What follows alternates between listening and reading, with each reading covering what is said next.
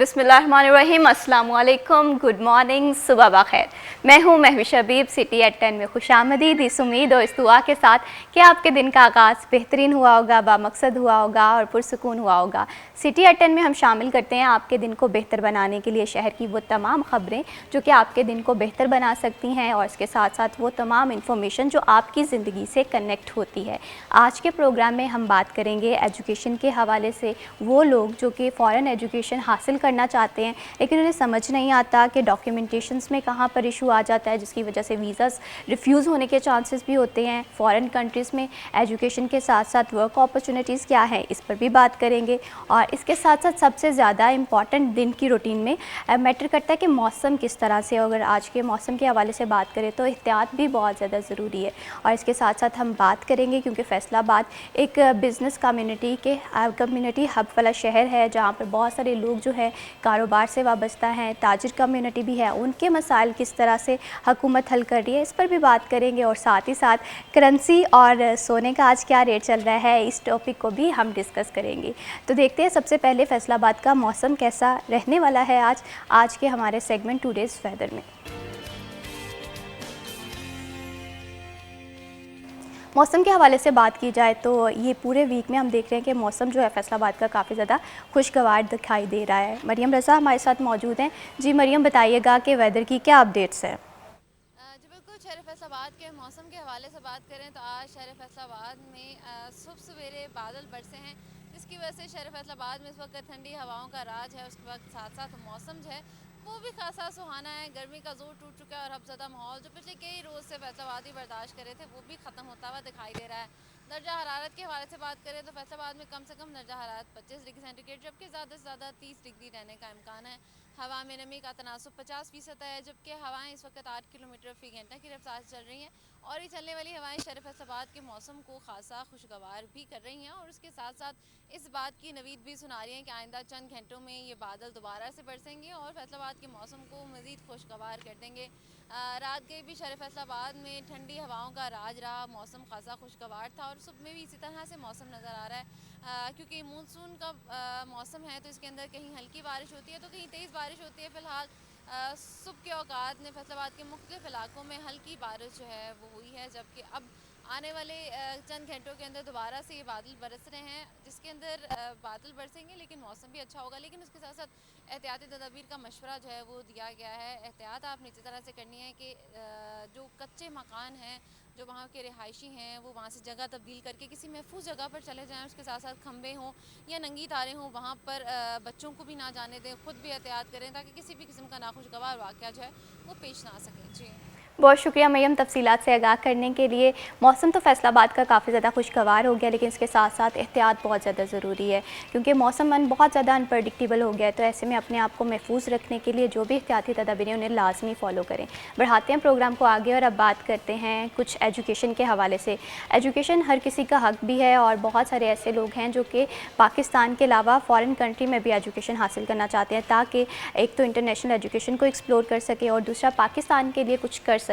तो ऐसे में जब भी एक स्टूडेंट जो है वो स्टडी अब्रॉड के लिए सोचता है या इस ख्वाब को हकीकत में बदलना चाहता है तो उसके ज़हन में बहुत ज़्यादा क्वेश्चंस होते हैं कि कौन सी कंट्री रहेगी बेस्ट, स्कॉलरशिप की क्या अपॉर्चुनिटीज़ हैं, अगर वीज़ा रिफ्यूज़ हो गया तो क्या वो दोबारा किसी और कंट्री के लिए अप्लाई कर सकता है या नहीं। आपके ये तमाम क्वेश्चंस के आंसर जो हैं आज के प्रोग्राम में हम डिस्कस करेंगे। और इन टॉपिक्स को डिस्कस करने से पहले जो हमारे आज के बहुत ही ख़ास मेहमान हैं उनका तारुफ़ करवा दूँ। आज हमें प्रोग्राम में ज्वाइन किया है बहुत ही ख़ास हमारे मेहमान हैं एडवोकेट अब्दुल नबी कमर साहब। आप डायरेक्टर हैं royal vision education consultants, advocate भी हैं, एजुकेशन एक्सपर्टीज़ भी इनके पास है। अस्सलाम वालेकुम। वालेकुम सलाम। कैसे हैं आप? जी अल्हम्दुलिल्लाह। बहुत शुक्रिया आपने हमारे प्रोग्राम के लिए वक्त निकाला। और इन्हीं के साथ हमें ज्वाइन किया है सिटी 41 के सीनियर रिपोर्टर जहांगीर अशरफ ने। अस्सलाम वालेकुम। वालेकुम अस्सलाम। कैसे हैं जहांगीर आप? बहुत शुक्रिया Jahangir for joining us in this programme. सबसे पहले अब्दुल नबी कमर साहब आपसे गुफ्तगू का आगाज़ करेंगे। सबसे पहले ये बताएं कि आप इस फील्ड में कैसे आ गए। आप एडवोकेट भी हैं, एजुकेशनिस्ट भी हैं, डायरेक्टर भी हैं, तो ये जो तीन फील्ड्स हैं इनका इम्तजाज किस तरह से? सबसे पहले आपका शुक्रिया, जहांगीर भाई का शुक्रिया, पूरी टीम सिटी 41 का शुक्रिया, आपने मुझे मदऊ किया। जहाँ तक बात है इस प्रोफेशन की, ये एक बड़ी मज़ेदार स्टोरी है। तो अल्लाह ताला गरीक रहमत करे, मेरे एक अंकल हुआ करते थे चौधरी अली असगर साहब। वो 1952 में अमेरिका गए, तो वहाँ जाके उन्होंने बड़ी स्ट्रगल की। स्ट्रगल करते करके अल्लाह ताला ने उन्हें बड़ा मकाम दिया, वो नासा में चले गए। ठीक है। जो एंटी मिसाइल टेक्नोलॉजी है उसके वो फाउंडर थे। वर्ल्ड बैंक के लिए उन्होंने बहुत सारे प्रोजेक्ट किए, पाकिस्तान में भी कुछ प्रोजेक्ट किए। तो वो 1999 में या 2000 में अपने गांव, जो हमारा गांव है गोजरा के पास एक मूंगी झैल में, वहाँ वो अपने गांव में आए। जब गांव वालों को पता चला है कि अली असगर यहाँ से पढ़ के गया था, तो ये अमेरिका से वापस आया है, तो इसको अपने गांव में, जो हमारे गांव का स्कूल है, वहाँ लेके जाती हैं। तो वो गांव में एक प्राइमरी स्कूल था, तो प्राइमरी स्कूल के टीचर भी आ गए, गांव के कुछ बड़े लोग भी आ गए कि अली असगर आओ ज़रा गांव का स्कूल देखो और बच्चों के हालात देखो कि यहाँ पे ना कोई प्रॉपर पानी का इंतज़ाम है, ना कोई छाँव का इंतज़ाम है, ना कोई बिल्डिंग प्रॉपर है, टीचर भी बेचारे धूप में बैठे हैं, स्टूडेंट भी धूप में बैठे हैं, आप इन बच्चों के लिए क्या कर सकते हैं। तो अंकल ने क्या किया, स्कूल गए, तो स्कूल जाके देखा ना, तो कहते यार उफ, आज से 77 साल पहले 1923 में मेरी बोरी यहाँ पे हुआ करती थी। तो ये इसी तरह का स्कूल था, अभी भी 77 ईयर हो गए हैं, तो ये इसी तरह का स्कूल है। मुझे बताएं कि आपको क्या चाहिए मेरे से। ठीक है। तो उन्होंने अपने फ़ंड से वहाँ पे ना एक बहुत अच्छी एक यू टाइप बिल्डिंग बना दी। उन्होंने कहा जी कि आप यहाँ पे पानी का इंतज़ाम हो गया, आपकी छाँव का इंतज़ाम हो गया, आप स्टूडेंट को पढ़ाना शुरू करें। तो अब टीचर कहने लगे जी आपने बिल्डिंग बड़ी बना दी है, अब तो हमारे पास स्टूडेंट नहीं है। अच्छा, अब गवर्नमेंट से रब्ता हुआ कि आप इसको भाई टेकअप कर लें, इसको प्राइमरी से मिडिल कर दें। गवर्नमेंट की अपनी पॉलिसीज़ होती हैं। उन्होंने कहा जी कि नहीं, ये लगता है ये पॉसिबल नहीं है, मैं करता हूँ यहाँ पे खुद ही शुरू कर देता हूँ। तो एक कैंपस बनाया, 2 बनाए, 3 बनाए, अलीगढ़ यूनिवर्सिटी के नाम से उसको एक इंस्टीट्यूशन का नाम दिया। तो वहाँ उन्होंने बड़ी खिदमत की अपने इलाके की। और मैं नया अभी ग्रेजुएशन कर रहा था और 99 में, तो उन्होंने कहा कि भाई कमर तू आ जा वहाँ पे, तो ये प्रोजेक्ट मैं कर रहा हूँ, इसको आप लेके चलो। तो वहाँ मैंने बड़ी स्ट्रगल की और शुरू से फिर एजुकेशन फील्ड में रहा। और माइंड में आता था कि यार एक बंदा जो पाकिस्तान से उठा, अमेरिका गया, उन्होंने अपने इलाके के लिए कितना कुछ किया, स्टूडेंट के लिए क्या कुछ उन्होंने करके दिया एक रिमोट एरिया में। तो क्या इस तरह के बहुत सारे अली असगर पैदा नहीं किए जा सकते? बिल्कुल। तो इस वजह से फिर एक माइंड में था, फिर आहिस्ता आहिस्ता फिर फ़ौरन एजुकेशन की तरफ आए। और जो 2009 में रॉयल विजन एजुकेशन के नाम से ऑफिस बनाया और अल्हम्दुलिल्लाह तब से लेके अभी तक इस बिल्कुल। प्रोफेशन जब एजुकेशन के हवाले से बात करें या फॉरेन एजुकेशन के हवाले से बात करें, इट्स अ ह्यूज इन्वेस्टमेंट कि एक बच्चा अपने फ्यूचर पे कर रहा होता है, टाइम पे कर रहा होता है, और इसके साथ साथ एक रिस्क ले रहा होता है अपनी कंट्री से। एक इंटायर लाइफ जो है वो चेंज होती है स्टडी जब अब्रॉड के लिए जाता है। तो ऐसे में राइट कंसल्टेंट्स होना बहुत ज़्यादा ज़रूरी होता है। जहांगीर, यहाँ पर मैं आपसे ये जानना चाहती हूँ, अगर हम आजकल हमारे नौजवान नस्ल के हवाले से बात करें, हर किसी को क्रेज़ है कि हमने जो एजुकेशन हासिल करनी है वो या यूके से हासिल करनी है या साइप्रस जाना है। ऐसे बेशुमार कंट्रीज़ जो हैं उनकी फिंगर टिप्स पे मौजूद होती हैं। तो ये ट्रेंड हमारे यहाँ क्यों बढ़ रहा है इतना? अच्छा, एक तो जैसे अब एक स्कूल की एग्जांपल दी कि 77 ईयर में उसका कुछ नहीं बदला था, तो एक फ़ॉरेन जो बाहर से पढ़ के दोबारा वापस आए पाकिस्तान और देखा, तो हमारे यहाँ एजुकेशन को अपलिफ्ट नहीं किया गया। गवर्नमेंट की तरफ से कभी भी इसको ओन नहीं किया गया। दावे ऐलानात बहुत होते हैं, अभी भी बहुत ऐलानात हो रहे हैं, और तकरीबन बजट को तकरीबन 2 माह गुजर चुके हैं, और जो ऐलानात हुए थे कि बहुत ज़्यादा बजट इस बार मिलने वाला है, अभी तक वो सिर्फ कागजात में है और बाकायदा तौर पर मिला नहीं है। देखिए, 1 साल में से 2 माह तो गुजार दिए। तो गवर्नमेंट जो है वो टेकअप नहीं करती मामलात को। पिछले 7 साल से गवर्नमेंट की तरफ से रिक्रूटमेंट नहीं हुई, नए टीचर नहीं आ रहे। आपके पंजाब में तकरीबन 1 लाख से ज़्यादा सीटें खाली होंगी टीचर्स की, तो क्वालिटी एजुकेशन कहाँ पे होगा? अब स्कूल की ये सूरत हाल है, तो कॉलेजेस में, यूनिवर्सिटीज़ में भी अल्टीमेटली इसी तरह के रुझानात हैं कि गवर्नमेंट की फंडिंग नहीं है और उसको अपलिफ्ट नहीं किया गया। जब बच्चे देखते हैं कि हमारे यहाँ सिस्टम ही नहीं है, और हम चूँकि अब ग्लोबल विलेज और उससे भी आगे की चीज़ें आपके मोबाइल में सारी दुनिया सिमट जाती है। इसी तरह से जब आप देखते हैं कि ग्लोबली क्या हो रहा है, कितना स्मार्टली मूव कर रहे हैं, कितना लेटेस्ट ट्रेंड्स वहाँ पर जा रहे हैं, और एजुकेशन के क्लासरूम कितना अपलिफ्ट हो चुके हैं, तो हमारे यहाँ जब बच्चों को मायूसी होती है, और उसके बाद जब हम कहते हैं कि पढ़े लिखे बेरोज़गार, और बाकायदा कुछ लोग कहते हैं कि पढ़े लिखे बेरोज़गार पैदा करने की फैक्ट्रियाँ हमारी यूनिवर्सिटियाँ, तो इस तरह से बच्चे मायूस होकर यहाँ से स्किप करना शुरू हो गए। अब लाखों की तादाद में 1 से 2 साल में बच्चे यहाँ से स्किप कर गए हैं। कुछ 15 लाख बच्चे कह रहे हैं जी 1 से 2 साल में 15 लाख बच्चा यहाँ से चला गया है। वो चाहे लेबर की शक्ल में हो, चाहे स्टूडेंट की शक्ल में हो, चाहे किसी भी सूरत में हो। इवन हमारे प्रोफेशनल यहाँ से मूव हो रहे हैं, डॉक्टर्स, इंजीनियर्स, PhDs और बाकी मुख्तलिफ फील्ड्स में एक्सपर्ट भी जा रहे हैं, स्टूडेंट भी जा रहे हैं, लेबर भी जा रही है। पाकिस्तान से लाखों की तादाद में लोग जा रहे हैं। वजह यही है कि लोगों का ट्रस्ट जो है, जैसे हमारे स्कूल से ट्रस्ट उठ चुका है, बच्चों को पहली तरजीह पेरेंट्स की प्राइवेट सेक्टर होता है। इस तरह कॉलेजेस में, अब कॉलेजेस का कंपैरिजन करें तो 600 फैसलाबाद में स्कूल हैं, उनसे पढ़ने वाले, मैट्रिक करने वाले बच्चों के लिए सिर्फ 50 कॉलेज।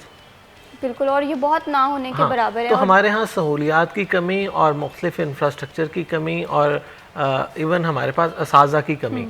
और एक तो इसमें बच्चों ये भी को फैक्टर जहांगीर ऐड होता है कि हमारे यहाँ अगर एक बच्चा ग्रेजुएट हो जाता है तो वो प्रैक्टिकल डिग्री में भी एडमिशन ले रहा है, उसके पास नॉलेज नहीं है, ठीक है, वो थ्योरी पढ़ के चल रहा है, और जिसकी वजह से वो ये सोचता है कि अगर मैंने 16 ईयर की एजुकेशन यहाँ से हासिल की है, अब मैं ऐसी कंट्री को चूज़ करता हूँ जहाँ पर मेरे पास नॉलेज भी आए, और दूसरी जाने बेरोज़गारी भी है। ऐसे बेशुमार फैक्टर्स हैं जो आज के दौर में हमारी नौजवान नस्ल को परेशान कर रहे हैं, और इसमें गवर्नमेंट को चाहिए कि इस चीज़ को एटलीस्ट एड्रेस करें। जो लोग सिर्फ शौक़ के तौर पर जा रहे हैं वो तो जाएँ, लेकिन जो रोज़गार की गर्ज से जा रहे हैं या अपना सारा सासा यहाँ से बेच कर जा रहे हैं और परेशान हालत में जा रहे हैं, तो उन्हें एटलीस्ट यहाँ पाकिस्तान में फैसिलिटेट करना चाहिए। यहाँ पर मैं सर आपसे, अब्दुल नबी कमर साहब, आपसे ये जानना चाहती हूँ, अगर हम स्टडी अब्रॉड के हवाले से बात करें, बेशुमार कंट्रीज़ हैं जहाँ पर स्टूडेंट जा सकते हैं, लेकिन क्योंकि आप इस फील्ड से ताल्लुक़ रखते हैं, वीज़ा सक्सेस रेशो किस कंट्री की अच्छी है, कौन सी कंट्री जो है वो पॉलिसीज़ वाइज बहुत स्टूडेंट को फैसिलिटेट करती है, कौन सी कंट्री का इंतखाब किया जाए? अच्छा, इसमें 2 तरह का स्टूडेंट होता है जो स्टडी अब्रॉड को चूज़ करता है। एक तो होता है स्कॉलरशिप वाला, दूसरा होता है सेल्फ फंडिंग वाला। अगर तो स्कॉलरशिप देखा जाए, US, UK, यूरोप में बहुत सारे ममालिक हैं जो स्टूडेंट को स्कॉलरशिप जो ऑफ़र करते हैं, लेकिन ऑब्वियसली अगर आपके पास ये जो है क्राइटेरिया हो तो आप टॉप 10 अगर आपके पास स्कॉलरशिप हैं तो आप ऊपर वाले 10 उठा लेंगे, बाकी बहुत सारी लाइन जो है वो नीचे रह जाएगी। उनमें भी क्रेज़ होता है कि मेरी फैमिली में, मेरे महल्ले में ये जो है बच्चा जो है स्कॉलरशिप पे USA गया तो मैं क्यों नहीं जाऊंगा, तो फिर उनको सेल्फ फंडिंग की तरफ आना होता है। तो उस सूरत में फिर बजट बड़ा जो है ये मैटर करता है कि आपका बजट क्या है, आप किस बजट में ऑप्शन देख रहे हैं। तो पाकिस्तान में सबसे जो फेमस डेस्टिनेशन है वो UK है, बिल्कुल, लेकिन उसका बजट थोड़ा सा कंपैरेटिवली दूसरे कंट्री से, जैसे साइप्रस है, वो लो बजट में लो प्रोफाइल वाला बच्चा जो है वो एक्सेप्ट करते हैं। तो अब स्टूडेंट को ये पहले तो देखना है कि मेरा बजट क्या है, मेरा प्रीवियस एकेडमिक्स क्या है, ठीक है, उसके रिगार्डिंग उसको अपना जो है वो ऑप्शन चूज़ करना चाहिए। बिल्कुल इसी तरह से कोर्स रेलिवेंसी बड़ा मैटर करती है, लेकिन यहाँ पर सर ये भी बड़ा देखा जाता है कि अगर एक स्टूडेंट है वो स्टडी अब्रॉड के लिए जाना चाह रहा है तो मेजॉरिटी ऑफ द कंसल्टेंट्स क्या करते हैं कि उन्हें प्रोजेक्ट मैनेजमेंट की डिग्री में भेज देते हैं, क्योंकि ये एक ऐसी डिग्री होती है जिसमें कोई रेलिवेंसी नहीं भी है, आप एक्सपीरियंस शो करवाते हैं, दैट्स इट, इस तरह की कोई चीज़ें होती हैं। और इसका कहीं ना कहीं जो मैं समझती हूँ कि ताल्लुक़ होता है कि वहाँ जाके स्टूडेंट को सफ़र करना पड़ता है कि शायद उसकी एक्सपर्टीज़ किसी और फील्ड में थी, तो इस चीज़ को किस तरह से टैकल करते हैं? इसमें मेरी तो एडवाइस स्टूडेंट को है कि आप सिर्फ कंसल्टेंट पे रिलाई ना करें। यहाँ पे नॉर्मल होता क्या है कि स्टूडेंट क्या करता है, कंसल्टेंट के ऑफिस गया, उसे कहता है मैंने UK जाना है, वो अपनी चॉइस नहीं बताता कि मैंने इस यूनिवर्सिटी में जाना है, इस कोर्स में जाना है। कंसल्टेंट उसको पकड़ता है, अपने हिसाब से उसको शेपअप करता है, उसका कैमोफ्लाज करता है, यूनिवर्सिटी के पास भेज देता है। ये वाला ट्रेंड अब ख़त्म हो रहा है, स्पेशली वाइट पेपर के बाद। सही, ये प्रोजेक्ट मैनेजमेंट जो है एक आलूस कोर्स है, हर कोर्स वाला बच्चा उसमें जो है वो एडजस्ट हो जाता है, लेकिन वहाँ पे प्रोग्रेशन कम है। यानी कि फिर होता क्या है कि बच्चे ने डिग्री कर ली, उसकी एक्सपर्टीज़ पहले सिविल इंजीनियरिंग में थी, अब वो प्रोजेक्ट मैनेजमेंट कर रहा है, ठीक है, सही, यहाँ उसने पहले यहाँ पे नर्सिंग की है, वो प्रोजेक्ट मैनेजमेंट में जा रहा है, तो आगे प्रोग्रेशन के बाद उसको जॉब ढूंढने में प्रॉब्लम होती है, और फिर वो यूनिवर्सिटी की रेटिंग भी सफ़र कर रही होती है। तो अभी वाइट पेपर के बाद स्पेशली ये जेनेरिक कोर्सेज जो हैं, इनसे स्टूडेंट को जो है अवॉइड करना चाहिए, और जो स्पेशल कोर्सेज हैं, बिल्कुल इसी तरह से वाइट पेपर जो है इस हवाले से भी बड़े स्टूडेंट में खदशात पाए जा रहे हैं, इसे भी हम लाजमी डिस्कस करेंगे, लेकिन यहाँ पर वक्त हुआ एक छोटी सी ब्रेक का, कि मत जाइए, हमारे साथ रहिए।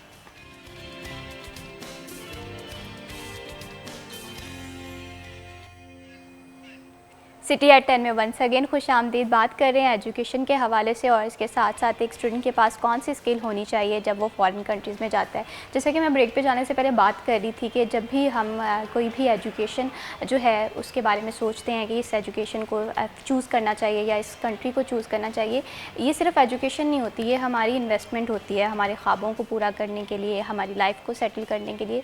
तो अक्सर औकात हम कलर डिसीजन ले लेते हैं कि कौन सी कंट्री चूज़ की जाए। तो ऐसे में एक स्टूडेंट को खुद से भी रिसर्च करनी चाहिए, फिर उसे एडवाइज़र्स के पास भी जाना चाहिए, फिर एट द एंड उसे जो सूटेबल ऑप्शन लगता है वो लास्ट में चूज़ करना चाहिए।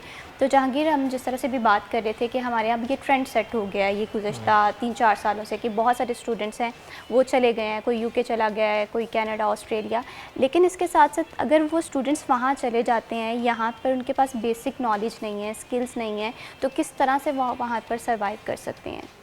अच्छा, सबसे बड़ा मसला तो मुझे रिसेंटली जो नज़र आ रहा कि हमारे जितने भी स्टूडेंट जा रहे हैं, जब से MOI की और IELTS की शर्त ख़त्म हो के सारे बच्चे यूनिवर्सिटी से सर्टिफिकेट लेते हैं और वहाँ चले जाते हैं, तो उनकी कम्युनिकेशन स्किल्स नहीं होती उस कंट्री से रेलेवेंट। अच्छा, अगर आपकी कम्युनिकेशन स्किल नहीं है तो आपको ज़ाहिर सी बात है कहीं वहाँ पर जाकर कहीं ऑफिस जॉब के लिए तो आप कहीं इंटरव्यू के लिए सामने नहीं बैठ सकते, क्योंकि हमारे यहाँ जो बच्चा डिग्री लेकर निकलता है वो यहाँ पे इंटरव्यू के सामने नहीं बैठ सकता।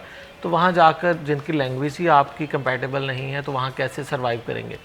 मजबूरी में बच्चों को वहाँ पर लेबर करनी पड़ती है। अच्छा, लेबर भी एक होती है स्किल्ड, एक होती है अनस्किल्ड।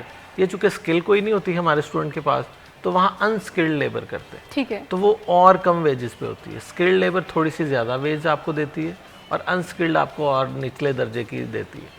तो हमारे यहाँ तो फौरी कैलकुलेशन करते हैं ना कि पाकिस्तान से हमें, पाकिस्तान के अकॉर्डिंग हमें इतने लाख रुपया हम कमाई कर रहे हैं, लेकिन वहाँ के अकॉर्डिंग वो बहुत ही, मैं समझता हूँ, लोअर लेवल पे काम कर रहे होते हैं।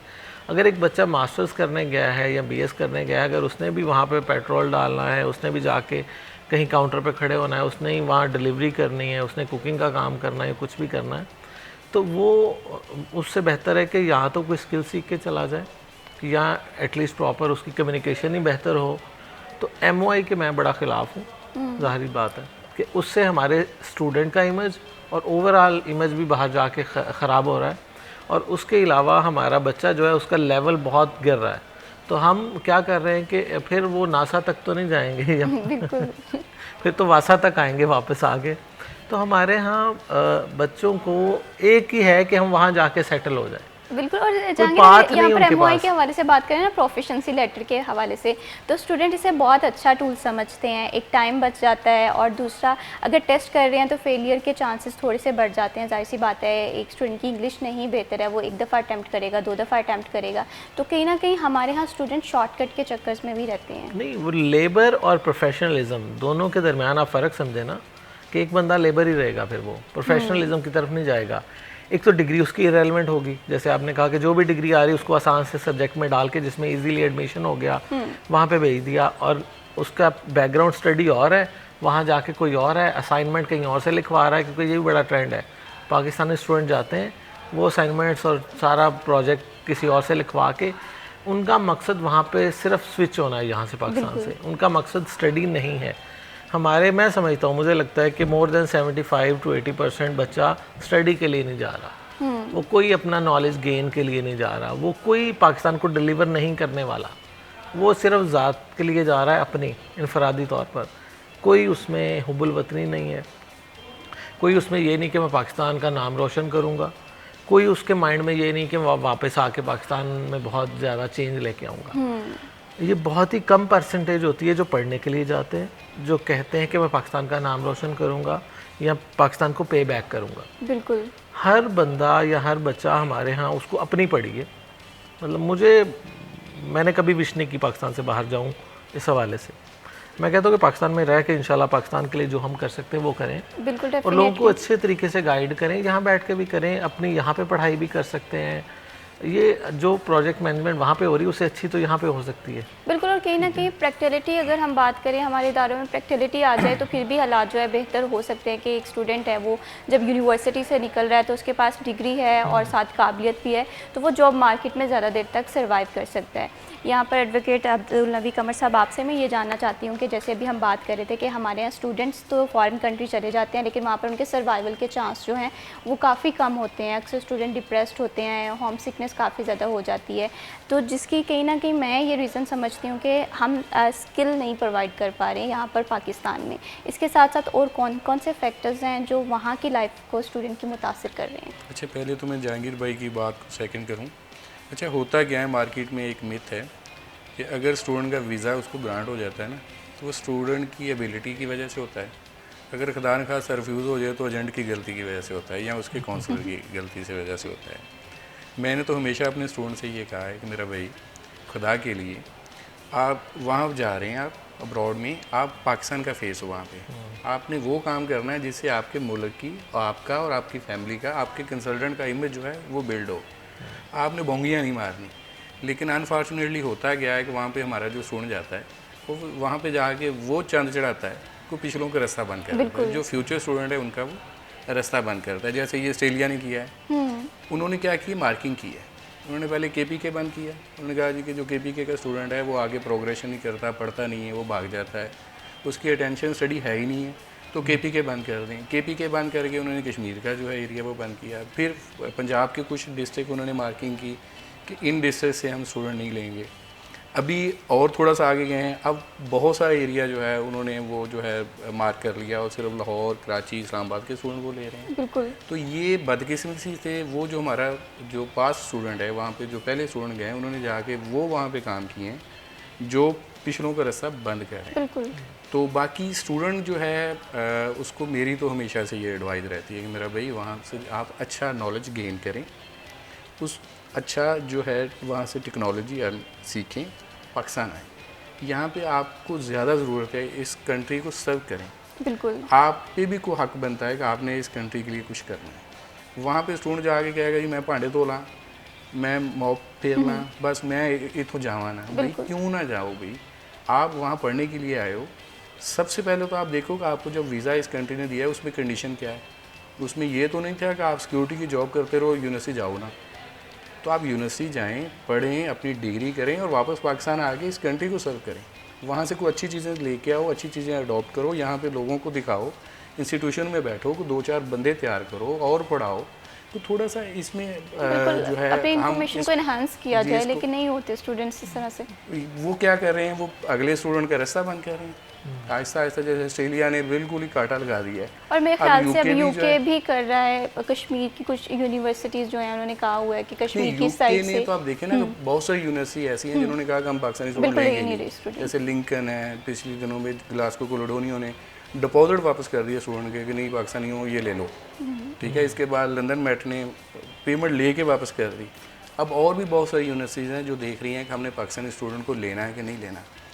बहुत अच्छा, बहुत ब्रिलियंट स्टूडेंट होता है हमारा, इसमें कोई डाउट नहीं है। देखिए सर, यहाँ पर एक सवाल ये आता है कि आप देखें कि अगर हम कंसल्टेंसीज के हवाले से बात करें, फैसलाबाद में कंसल्टेंट्स की भरमार है। मतलब हर किसी फील्ड में, हर कहीं गली में एक ऑफिस होगा।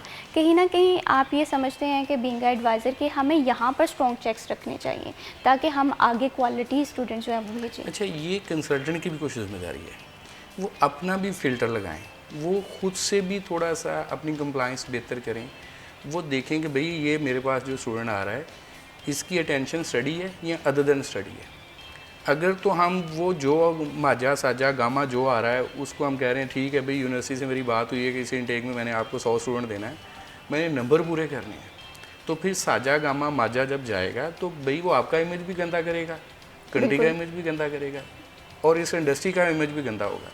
तो इस इंडस्ट्री के सर्वाइवल के लिए जो कंसल्टेंट हैं उनको अपना फ़िल्टर बेहतर करना होगा।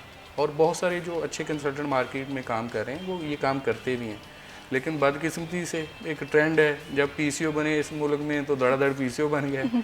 जब CNG का दौर आया तो धड़ाधड़ CNG आ गई। अब आप किसी भी गली मोहल्ले में जाएं, स्पेशली फैसलाबाद में बड़े बड़े विन बोर्ड आपको नज़र आएंगे, आपको नज़र आता है कि बस फैसलाबाद में एक ही प्रोफेशन है, वो ये कंसल्टेंसी है। लेकिन ऐसा नहीं है, ये एक बड़ा प्रोफेशनल फील्ड है, तो ये बड़ा टेक्निकल फील्ड है। इसको आपको 24 आवर स्टूडेंट के साथ एंगेज होना पड़ता है। आपने स्टूडेंट की हर जो क्यूरी है वो डील करनी है। उस स्टूडेंट को रात 1 बजे अगर कोई काम याद आ गया ना, कोई चीज़ पूछनी है, तो उसने नहीं वेट करना कि 1 बजे, उसने कॉल करनी है। आपको स्टूडेंट के साथ अलाइन रहना पड़ता है। आप स्टूडेंट के काउंसलर हैं, आप एडवाइज़र हैं, उसके एजेंट हैं, आप यूनिवर्सिटी स्टूडेंट के पेरेंट्स के दरम्यान एक ब्रिज है, बिल्कुल। आपने ब्रिज वाला रोल जो है वो अदा करना है। तो लेकिन अभी इस इंडस्ट्री में काम करने की ज़रूरत है, स्पेशली और कोई नहीं आके हमें सिखाएगा, हमें खुद से ही ये सीखना है, हमने खुद से ही अपनी चीज़ें जो हैं वो स्ट्रीमलाइन करनी है। बिल्कुल इसी तरह से अगर एक कंसल्टेंसी फर्म है वो अपने कंप्लाइंस चेक्स लगा देती है तो हमें एटलीस्ट ये इशू नहीं होगा। और शॉर्ट टर्म के लिए तो बहुत अच्छा है कि हम धड़ाधड़ स्टूडेंट भेज रहे हैं, हमारे स्टूडेंट्स की रिक्वायरमेंट्स भी पूरी हो रही हैं कि वो जो चीज़ें सोच रहे हैं या देख रहे हैं, अगर यूके का ख्वाब देख रहे हैं, कंसल्टेंट ने उसे यूके भेज दिया बगैर सोचे समझे।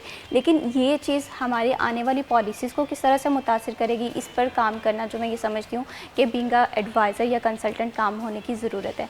जहांगीर, इसके साथ साथ अगर हम फ़ॉरेन एजुकेशन के हवाले से बात कर रहे हैं, ट्रेंड्स हमने डिस्कस किए क्यों हैं, लेकिन आप फ़ॉरेन एजुकेशन की इंपॉर्टेंस को किस तरह से देखते हैं? अच्छा, फॉरेन एजुकेशन मैं समझता हूँ कि बहुत ज़रूरी है। अगेन वही बात कि उन बच्चों के लिए जो पढ़ना चाहते हैं, सीखना चाहते हैं, कुछ लर्न करना चाहते हैं और वापस अपनी कंट्री को सर्व करना चाहते हैं। मैं बहुत सारे ऐसे डॉक्टर्स को जानता हूँ जो यूनिवर्सिटीज़ में हैं, बाहर से पीएचडी मुख्तलिफ़ कंट्री से करके आए, तो वो यहाँ पे आके सर्व कर रहे हैं। उनको देख के खुशी होती है कि उन्होंने पूरी दुनिया से मुख्तलिफ़ हिस्सों से जाकर इल्म को सीखा, टेक्नोलॉजी को सीखा, उसको वापस पाकिस्तान लेकर आए और पाकिस्तान की तरक्की के लिए अपना अपना किरदार अदा किया। लेकिन वो मेरा ख़्याल है कि 5 से 10% भी मुझे लगता है ज़्यादा होंगे, मैं ज़्यादा कह गया कि बहुत कम लोग हैं और वो सही पाकिस्तान का फेस है। लेकिन चूँकि हम ज़्यादा लालची हैं और हम कहते हैं कि मेरा फ़ायदा हो जाए, मुझे ये कोई गर्ज नहीं कि मेरी वजह से किसी का फ़ायदा हो जाए। हमें ये सोच होनी चाहिए कि मेरी वजह से क्यों ना पूरे मुल्क को फ़ायदा हो, हर पाकिस्तानी को फ़ायदा हो। जैसे अभी बता रहे हैं कि हम बाहर जब जाते हैं तो हम पीछे वालों का रास्ता बंद कर देते हैं। बिल्कुल इसी तरह से, और इसके पॉलिसीज़ जो हैं हमारे रिस्ट्रिक्ट हो जाती हैं जो नेक्स्ट इनटेक्स आ रहे होते हैं। अब जिस तरह से यूके ने बहुत हद तक पॉलिसीज़ जो हैं वो स्ट्रिक्ट कर दी हैं और आने वाले दिनों में ये भी कहा जा रहा है कि यूके मज़ीद अपनी पॉलिसी स्ट्रिक्ट करेगा और वो स्टूडेंट जो यूके एजुकेशन के लिए जाना चाह रहे हैं वो किस तरह से अपना प्रोसीजर है वो स्टार्ट करवा सकते हैं, डॉक्यूमेंट्स कौन कौन से रिक्वायर्ड है। और एम्बेसी इंटरव्यू के हवाले से बहुत सारे स्टूडेंट घबराते हैं, तो ये किस तरह से आता है, कौन सी प्रोफाइल पे आता है, इस पर भी बात करेंगे। लेकिन यहाँ पर वक्त हुआ एक छोटी सी ब्रेक का, कहीं मत जाइए, हमारे साथ रहिए।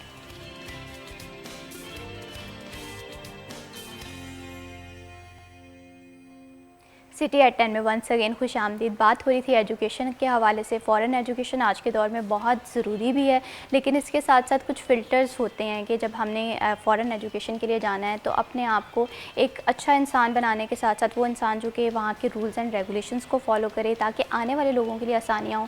क्योंकि जब एक student being a international student किसी भी कंट्री के लिए ट्रैवल कर रहा होता है तो फेस ऑफ द पाकिस्तान होता है, और ऐसे में हमें ये चीज़ साबित करनी है कि जो हमारे से बाद में आने वाले स्टूडेंट्स हैं उनके लिए पॉलिसीज़ जो हैं उसमें स्ट्रिक्टनेस ना हो। अगर यूके के हवाले से बात करें, वो लोग जो यूके के लिए जाना चाह रहे हैं या प्रोसीजर स्टार्ट करवा रहे हैं, तो एडवोकेट अब्दुल नबी कमर साहब, यहाँ पर स्टूडेंट में एक ये भी मिथ पाई जाती है या टेंशन होती है कि जब भी वो प्रोसीजर स्टार्ट करवाते हैं तो उन्हें सबसे बड़ा डर एम्बेसी इंटरव्यू से लगता है। ये क्या रीज़न है, क्यों स्टूडेंट्स इतना घबराते हैं एम्बेसी इंटरव्यू से, और ये किन किन प्रोफाइल्स पे आ सकता है? ऐसे भी स्टूडेंट बड़े सवाल करते हैं।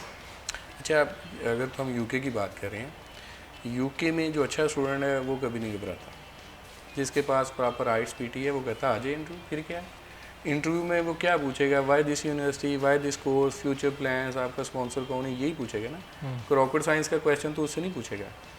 तो वो उस स्टूडेंट को कोई प्रॉब्लम नहीं होता और होना भी नहीं चाहिए। अब जो स्टूडेंट है वो देख रहा है शॉर्टकट, वो कह रहा है जी मुझे तो, मैंने कोई नहीं इंग्लिश टेस्ट करना भाई, मुझे तो MOI के साथ करो। हाँ, अगर तो वो नस्ट का ग्रेजुएट है, वो लम्स का ग्रेजुएट है, दाऊद यूनिवर्सिटी का ग्रेजुएट है या यूनिवर्सिटी लाहौर का ग्रेजुएट है, अच्छा प्रोफाइल वाला बच्चा है, तो उसके इंटर में वो जो स्क्रीनिंग हम करते हैं कि उसके इंटर की इंग्लिश में नंबर कितने हैं, ठीक है, अगर 150 है तो MOI के साथ बहुत सारी यूनिवर्सिटियाँ लेती हैं, वो स्टूडेंट बहुत अच्छा है, उसको कर लेना चाहिए। ठीक है। एम्बेसी इंटरव्यू से बिल्कुल ना घबराएं। वो आपकी एक रिहर्सल पहले से जो अच्छा आपका काउंसलर है वो करवा चुका होता है, आपको बता चुका होता है कि भाई इस तरह के टिपिकल से क्वेश्चन आएंगे। हाँ, हमें ये तो नहीं पता होता कि एग्जैक्ट एम्बेसी आपसे क्या पूछेगी, लेकिन जो आपको एक कॉमन सेंस है कि इसी तरह के हो गए ना कि भाई आप क्यों पढ़ने आ रहे हो, किस यूनिवर्सिटी में जा रहे हो, आपने कोई इसके अलावा भी कुछ सर्च की है, अदर कुछ स्पीकिंग कंट्री देखा है आपने, एक नहीं देखा, और आप की फ़ीस क्या है, आपने किस तरह से पे करनी है, कितनी पे की है, बाकी फ़ीस आप कब पे करोगे, वो फ़ीस पे करने का आपके पास कोई एविडेंस है, ये चीज़ें अगर स्टूडेंट की प्रॉपर है तो उसको बिल्कुल भी नहीं घबराना चाहिए। ठीक है, मतलब वैसे इंटरव्यूज़ के हवाले से और एक और ये भी स्टूडेंट के जहन में सवाल होता है कि क्या ये यूनिवर्सिटी पर डिपेंड कर रहा होता है कि हमने जो यूनिवर्सिटी चूज़ की है इसका वैसे इंटरव्यू आएगा, या ये रैंडमली चेक्स होते हैं? नहीं, सम टाइम यूनिवर्सिटी पे भी डिपेंड कर रहा होता है। यूनिवर्सिटी बैक एंड पे उनका अपना एक क्वालिटी चेक चल रहा होता है। जिनकी अपनी कंप्लाइंस क्लियर है उनका इंटरव्यू कम आता है। दूसरा कि कोई यूके ने भी अब मार्किंग की है, अगर तो केपीके का बच्चा है तो इंटरव्यू आने के चांसेस ज़्यादा हैं। अगर मंडी बहाउद्दीन का, हाफजाबाद का, गुजरात का, जेएलएम का बच्चा है तो उसके इंटरव्यू आने के चांसेस ज़्यादा हैं। अगर वो इनरेलेवेंट कोर्स में जा रहा है, उसने पढ़ा पहले बिज़नेस है, जहाँ वो इंजीनियरिंग में रहा है, या इंजीनियरिंग में पढ़ी है तो बिज़नेस में जा रहा है, और जेनेरिक कोर्स में जा रहा है जिसकी कुछ सेंस नहीं बन रही, वीज़ा ऑफिसर कहेगा कि भाई ये कोर्स इसको फ्यूचर में किस तरह से हेल्प कर सकता है, उसके इंटरव्यू आने के चांसेस हैं। या किसी की इमिग्रेशन हिस्ट्री है, पहले उसका यूएस का रिफ्यूज़ल है या ऑस्ट्रेलिया का रिफ्यूज़ल है, उसका इंटरव्यू आने के चांसेस हैं। या जिसका स्टडी गैप ज़्यादा है, ठीक है, जिसका स्टडी गैप ज़्यादा है, उस बच्चे के इंटरव्यू आने के चांसेस ज़्यादा हैं। एमओआई या ना एमओआई वाला जो बच्चा है, ये कोई क्राइटेरिया नहीं है कि इसका इंटरव्यू आएगा, इसका इंटरव्यू नहीं आएगा। मेरे ख्याल में स्टूडेंट को प्रिपेयर होकर जाना चाहिए। भाई एम्बेसी का इंटरव्यू नहीं भी आया तो इमिग्रेशन एयरपोर्ट पे इंटरव्यू कर सकती है, पाकिस्तान इमिग्रेशन कर सकती है, यूके की इमिग्रेशन कर सकती है। स्टूडेंट को हॉनो होनी चाहिए। अगर वो इंग्लिश ही नहीं बोल सकता बेचारा, अपने 4 क्वेश्चन का आंसर नहीं दे सकता, तो वहाँ पे जाके उसने करना क्या है? वही बैक एंड पे लेबर भांडे तोड़ने वालों चंगा किथे रहे। बिल्कुल। तो वो वाला बच्चा बिल्कुल ना बाहर जाए और ना पढ़ने के लिए, वो पढ़ने कोई नहीं जा रहा। तो वो अपना भी इमेज ख़राब करेगा, अपने कंसल्टेंट का भी करेगा, अपनी जिस वो यूनिवर्सिटी में जा रहा है उसका भी इमेज ख़राब करेगा, अल्टीमेटली पाकिस्तान का भी जो है फेस वो उसको ग्रे एरिया में ले जाएगा। बिल्कुल इसी तरह से। और अक्सर हम ये बात करते होते हैं जहांगीर प्रोग्राम में कि हमारे यहाँ साइंटिस्ट नहीं बन पा रहे, हमारे यहाँ रिसर्च एंड डेवलपमेंट में इनोवेशन नहीं आ पा रही। तो इनोवेशन किस तरह से आए कि बैक एंड में हमारे जहन में सिर्फ ये चीज़ें चल रही होती हैं। तो अगर इसका कंपैरिजन हमारे यहाँ पाकिस्तानी यूनिवर्सिटीज़ के साथ किया जाए तो कहीं ना कहीं मैं तो ये समझती हूँ कि हमारे यहाँ करियर काउंसलिंग का जो डिपार्टमेंट है वो यूनिवर्सिटी में इतना स्ट्रॉन्ग होना चाहिए कि स्टूडेंट की इंटेंशंस को देखा जाए, स्टूडेंट कौन सी कंट्री के लिए बेस्ट है, ताकि फिर जब वो डिग्री लेकर बाहर किसी एडवाइज़र के पास जाए तो उसे सारी चीज़ों की हाव ना हो। अच्छा, यूनिवर्सिटी नहीं, मैं कहता हूँ कि ये स्कूल लेवल से शुरू होनी चाहिए काउंसलिंग। जब बच्चा मैट्रिक कर रहा होता है ना, तो उसका माइंडसेट बना देना चाहिए कि आप फ्यूचर में क्या क्या कर सकते हो। हमारे यहाँ अनफॉर्चुनेटली मैट्रिक के बच्चे के पास सिर्फ उसका mind FSc, ICS, Icom, FA, उसके पास ये 4 ऑप्शंस होती हैं। उसको फ्यूचर का नहीं पता कि इन 4 के बाद 400 फील्ड्स आ जानी आगे। तो हम बच्चे को बहुत लिमिटेड रखते हैं, उसको बिल्कुल हाँ प्लानिंग होनी चाहिए लंबी, लॉन्ग टर्म। हम उसको 1-2 साल की प्लानिंग करवाते हैं कि नेक्स्ट साल, अगले साल इसने क्या करना है। एफएससी में आ गया तो उससे अगले साल उसने क्या करना है। मैट्रिक में ही बच्चे को माइंडसेट क्लियर हो, उसके पास 2-3 ऑप्शंस हों कि मैं ये नहीं कर सका तो ये करूँगा, ये नहीं कर सका तो ये करूँगा। क्या करता है बच्चा, उसके माइंड में आपने डाल दिया कि आपने डॉक्टर बनना है, 12 साल स्टडी करने तक उसके माइंड में डॉक्टरी। और डॉक्टर में आपके पास जितने बच्चे एफएससी मेडिकल कर रहे होते हैं उनमें से 5-10% मेडिकल में जा सकते हैं, 80-90% बच्चा स्विच करना पड़ता है उसको। अच्छा, उसके बाद सारी उम्र उसने बायो पढ़ी है, अब आके कंप्यूटर का रुझान दे के कह रहे हैं मैंने कंप्यूटर की तरफ जाना है। हालांकि कंप्यूटर के लिए मैथ पढ़ा होना बहुत ज़रूरी है, मैथ इज़ बेसिक्स। तो आपने बायो पढ़ी है सारा साल और सारे आपके पूरी थ्रू आउट द, तो उसके बाद आप मैथ में या कंप्यूटर साइंस में जब स्विच करते हैं तो आपकी परफॉर्मेंस क्या होगी। इसी तरह से बच्चा यूनिवर्सिटी के बाद जब स्विच करने का फैसला करता है, मैं यूके जाऊंगा, मैं अमेरिका जाऊंगा, कनाडा जाऊंगा, जिनकी तो एक सोची समझी प्लानिंग होती है कि मैं फ्यूचर में ये प्लान है, तो वो थ्रू प्रॉपर जब एक चैनल डायरेक्शन जो है वो स्टूडेंट की होती है तो फिर से इतनी मुश्किलात का सामना नहीं करना पड़ता। लेकिन फ़ॉरेन एजुकेशन के साथ साथ जो फ़ॉरेन लाइफ है वो भी बहुत मुश्किल होती है, लेकिन इस चीज़ की रियलिटी का स्टूडेंट को नहीं पता होता। लेकिन जब स्टूडेंट किसी भी कंट्री में पहुंचता है, वो यूके है, साइप्रस है, ऑस्ट्रेलिया है, तो वहाँ पर उसे जाके बहुत सारे चैलेंजेस का सामना करना पड़ता है। वो चैलेंजेस कौन से हैं जो कि आपको यहाँ से ही पता होने चाहिए ताकि आप वहाँ जाकर टैकल कर सकें, इस पर भी बात करेंगे। लेकिन यहाँ पर वक्त हुआ एक छोटी सी ब्रेक का, कहीं मत जाइए, हमारे साथ रहिए।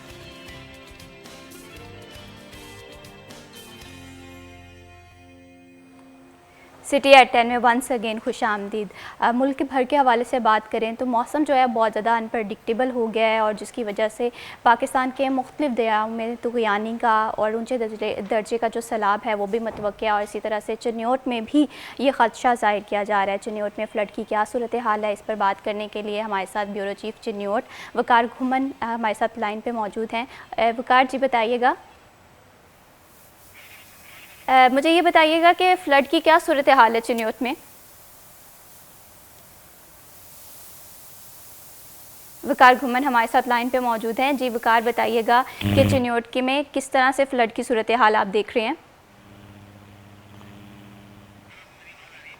आपको मेरी आवाज़ आ रही है वकार घुमन साहब? जी आपको मेरी आवाज़ आ रही है? जी आ रही है। वकार मुझे ये बताइएगा कि अगर हम चिन्योट के हवाले से बात करें तो फ़्लड की क्या सूरत हाल है। बिल्कुल जी, चिन्योट में भी दरिया चेनाब में ऊंचे दर्जे का सैलाब इस वक्त मौजूद है। चिन्योट की 20 से ज्यादा ऐसी आबादियां जो कि दरियाई पट्टी के ऊपर मौजूद हैं, उनका इन्हिला मुकम्मल करवा लिया गया है। 10 सरकारी स्कूलों में रिलीफ कैंप कायम किए गए हैं और मवेशियों का भी इन्हिला करवाया जा रहा है। इस वक्त जिला चिन्योट में रेड अलर्ट है। तकरीबन 11 साल बाद चिन्योट में एक हाई लेवल का जो फ्लड है वो इस वक्त गुजर रहा है। इस वक्त जो हेड हान की है और कादराबाद है, वहां से तकरीबन 9 लाख क्यूसिक का जो आबी रेला है चिन्योट की जानिब रवां दवा है और इस वक्त चिन्योट में दरिया चेनाब का जो मुकाम है वहां से तकरीबन 1.5 लाख क्यूसिक आबी रेला गुजर रहा है और अगले 24 घंटों के दौरान ये 8 लाख से ज्यादा क्यूसिक आबी रेला यहाँ से गुजरेगा, जिससे मुतअद्दिद आबादियां ज़ेरे आब आने का खदशा मौजूद है। जिलाई इंतजामिया इस हवाले से तमाम जो पेशी इंतजाम हैं वो कर रही है। मुख्तलिफ आबादियों में ऐलानात करवाए जा रहे हैं ताकि लोग महफूज मुकाम पर मुंतकिल हो सकें। चिन्योट के बाद जो अगला पड़ाव है वो जंग का है। हेड 3 में भी इस वक्त तुगयानी है, लेकिन इस सारे जो सैलाबी रेले का जो आबी रेले हैं इनके गुजरने का वक्त जो 24 घंटों के दौरान ये तमाम चिन्योट और जो जंग का इलाका है वहां पर आबी रेले पहुंचेंगे। इस वक्त हेड कादराबाद और हेड हान की है, यहाँ से तकरीबन 8 लाख क्यूसेक के जो आबी रेले हैं वो चिन्योट की जानिब रवां दवा है। 2014 में जब एक तारीखी सैलाब यहाँ से आया था तो उस वक्त भी तकरीबन 100 से ज्यादा जो देहात हैं वो काफी ज्यादा मुतासिर हुए थे। ताहम पेशी इंतजाम की वजह से जो जानी नुकसान है उस पर काबू पाया जा सकता है, लेकिन लोगों की बड़ी तादाद अभी भी के हवाले से हम बात करें तो ज़रा इंतजामिया की सिचुएशन के अकॉर्डिंग तैयारियां किस तरह से आप देख रहे हैं। वकार आपको मेरी आवाज़ आ रही है? वकार आप हमारे साथ लाइन पे मौजूद हैं क्या? वकार घुमन साहब आप मुझे ये बताइएगा कि ज़िला इंतज़ामिया की तैयारियां किस तरह से आप देख रहे हैं एमरजेंसी सिचुएशन से निपटने के लिए। वकार घुमन साहब हमारे साथ लाइन पे मौजूद थे। बहुत शुक्रिया वकार घुमन साहब, आपने तफसीलात से आगाह किया। मौसम जो है वो बहुत ज़्यादा अनप्रडिक्टेबल हो गया है। अगर मौसम की सूरत हाल के हवाले से बात करें तो मैं ये समझती हूँ कि अपने आप को महफूज रखना हम सब लोगों की अवलिन तरजीह होनी चाहिए। वो लोग जो कि दरिया चनाब के आसपास रहते हैं वो ख़ुद से भी थोड़ी सी एफर्ट्स करके महफूज मकामात पर मुंतकिल हो जाएं। बढ़ाते हैं प्रोग्राम को आगे और अब बात कर रहे थे जिस तरह से हम प्रोग्राम में कि फ़ौरन एजुकेशन इंसान के लिए ज़रूरी है, लेकिन इसके साथ साथ स्किल जो है वो भी एक इंसान के पास होनी चाहिए। इंटरनेशनल एजुकेशन एक ड्रीम तो है, लेकिन इस ड्रीम को पूरा करने के लिए बहुत सारे चैलेंजेस भी होते हैं और फ़ौरन लाइफ जो है वो आसान नहीं होती। कौन से चैलेंजेस हैं, इस पर एडवोकेट अब्दुल नबी कमर साहब आपसे मैं ये जानना चाहती हूँ कि अगर हम फ़ौरन लाइफ के हवाले से बात करें तो फ़ौरन लाइफ जितनी ज़्यादा देखते हैं हमें चार्मिंग भी लगती है, ग्लैमराइज भी लगती है, लेकिन उसके चैलेंजेस भी बहुत ज़्यादा टफ होते हैं। वो कौन सी बातें हैं जो एक इंटरनेशनल स्टूडेंट को पता होनी चाहिए किसी भी कंट्री में मूव करने से पहले? अच्छा, सबसे पहले तो वो स्टूडेंट को ना अपने कंसल्टेंट से या खुद से सर्च करना चाहिए कि मुझे जो वीज़ा मिला है इस कंट्री का, इसकी मेरी वीज़ा कंडीशन क्या है, मुझे कितनी जो है क्लासें लेनी है वीक में, कितनी अटेंडेंस पूरी रखनी है, मेरा जो है अकामोडेशन कहाँ पे है, मेरा डिस्टेंस क्या है, मैं किस रूट से जाऊंगा, वहाँ पे कितना मेरा फेयर लगेगा। दूसरा, अब तो यूनिवर्सिटीज़ भी ये कहती हैं स्टूडेंट को कि आपने जो है 15 किलोमीटर के रेडियस में अपनी अकामोडेशन रखनी है, यूनिवर्सिटी के पास रहना है। तो बाकी जो उनको चैलेंजेस होते हैं ऑब्वियसली वो सबसे पहले तो एक इंटायरली डिफरेंट एटमॉस्फेयर में जा रहा होता है। अगर वो यूके जा रहा है तो वहाँ पे काफ़ी हार्श वेदर होता है, ऑस्ट्रेलिया जा रहा है तो वहाँ पे भी दोनों होते हैं, हमारे ऑपोजिट हो रहा है, यहाँ पे सर्दी है तो वहाँ पे गर्मी है, वहाँ पे गर्मी है तो यहाँ पे सर्दी है, ऑपोजिट चीज़ें चल रही होती हैं। होम सिकनेस भी होती है। होम सिकनेस से निकलने के लिए उसको जो है ग्रुपों में रहना चाहिए, स्टूडेंट के साथ अलाइन रहना चाहिए, यूनिवर्सिटी के साथ डिस्कशन रखे। ठीक है। यूनिवर्सिटी ने भी बहुत सारे अरेंजमेंट्स किए होते हैं, प्रोफेशनल्स वहाँ पे होते हैं कि आपको इन चीज़ों से घबराना नहीं है, आप यूनिवर्सिटी से आप डिस्कस करें, वो आपके लिए बहुत सारे सेशन अरेंज करवा देंगे, घर बात करवाएंगे। अब तो व्हाट्सएप है, स्काइप है, आप 1 मिनट में अपने जो जिससे बात करना चाह रहे हैं दुनिया के किसी भी कोने पे आप कर लेते हैं। लेकिन हमारे स्टूडेंट को चैलेंज वही है, जैसे मैंने पहले अर्ज़ किया कि वो फेस है। सबसे बड़ा चैलेंज मेरी नज़र अभी यही है कि उसने हमारा इमेज कैसे बिल्ड करना है। हमें बहुत काम करने की ज़रूरत है। जो हम ऑब्वियसली जो बाहर जा रहे हैं, वो स्टूडेंट है, जॉब पे जा रहा है, किसी भी हवाले से जा रहा है, बेशक टूरिस्ट है, वहाँ पे बोंगी ना मारे। बिल्कुल। वो उसकी बोंगी जो है वो पूरे कंट्री का इमेज ख़राब करती है। तो उसको हमारा फेस बिल्ड करने के लिए कुछ ऐसी चीज़ें करें कि 2, 4, 5 साल कि फिर इंशाल्लाह ताला मैं देख रहा हूँ कि फ्यूचर अच्छा होगा इंशाल्लाह। बिल्कुल इसी तरह से है कि अगर हम एक स्टूडेंट के हवाले से बात करें तो एक स्टूडेंट रिप्रेजेंटेट कर रहा होता है अपने मुल्क को, अपने वहाँ के लोगों को, तो ऐसे में केयरफुल होना बहुत ज़्यादा ज़रूरी है। ज़रूरत से ज़्यादा मैं ये समझती हूँ कि हमें पाकिस्तान की इमेज को डेवलप करने के लिए इकदाम करने चाहिए। जहांगीर, यहाँ पर अगर हम बात करें ना फ़ॉरेन एजुकेशन के हवाले से और पाकिस्तानी यूनिवर्सिटीज़ के हवाले से, तो एक चीज़ बहुत ज़्यादा आउटस्टैंडिंग मैं समझती हूँ फ़ॉरेन कंट्रीज़ की, वहाँ पर जो करियर सपोर्ट का डिपार्टमेंट है जो कि अपॉर्चुनिटीज़ प्रोवाइड करता है कि स्टूडेंट ने एक डिग्री कंप्लीट कर ली है कि तुम्हारी प्लेसमेंट यहाँ पर हो सकती है। लेकिन हमारे यहाँ अगर हम इदारों के हवाले से बात करें तो क्या ये फैसिलिटेशन मौजूद है कि एक बच्चे को गाइड किया जाए कि तुम्हारी प्लेसमेंट इस इंस्टीट्यूट में हो सकती है, इस बुनियाद पे हो सकती है, ये टेक्निक्स हैं, ये ट्रिक्स हैं कि तुम इस तरह से इंटरव्यू पास आउट कर सकते हो एक कंपनी का?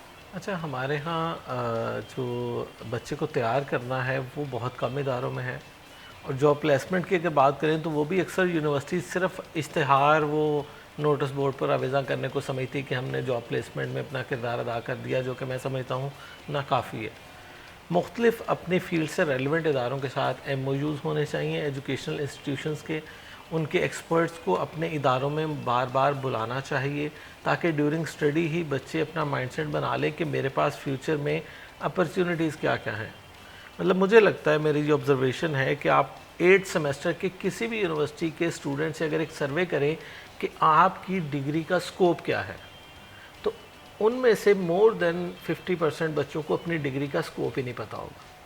अच्छा, स्कोप से हमारे बच्चे क्या मुराद लेते हैं? अगर उससे पता चल गया जी फूड टेक्नोलॉजी की डिग्री है, उसने कहना है मैं जी फूड इंस्पेक्टर लग जाऊंगा। उसे पता चल गया कि डी फार्मेसी है तो उसने कहना मैं अपना मेडिकल स्टोर बना लूँगा। मतलब अंदाज़ा करें कि एक डिग्री को वो एक जॉब से नथी कर देते हैं और उसके माइंडसेट में उससे निकल के आउट ऑफ द बॉक्स सोचने के लिए कुछ होता ही नहीं है।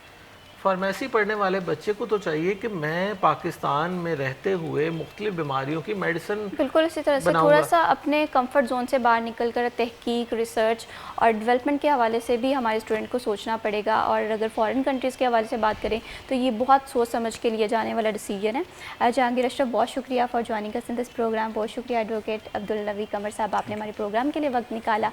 एजुकेशन के हवाले से अगर बात करें, एजुकेशन इंसान में शाउर के साथ साथ बहुत सारी ऐसी चीज़ें हैं जिस पे वर्क करने की सलाहियत देती है। अपने स्किल्स पे काम करें और फॉरेन कंट्री का जब भी डिसीजन लें तो उसमें आपकी तहकीक, आपकी रिसर्च, आपकी कोर्स रेलिवेंसी बहुत ज़्यादा मैटर करती है। अभी वक्त हुआ एक छोटी सी ब्रेक का, मत जाइए, हमारे साथ रहिए।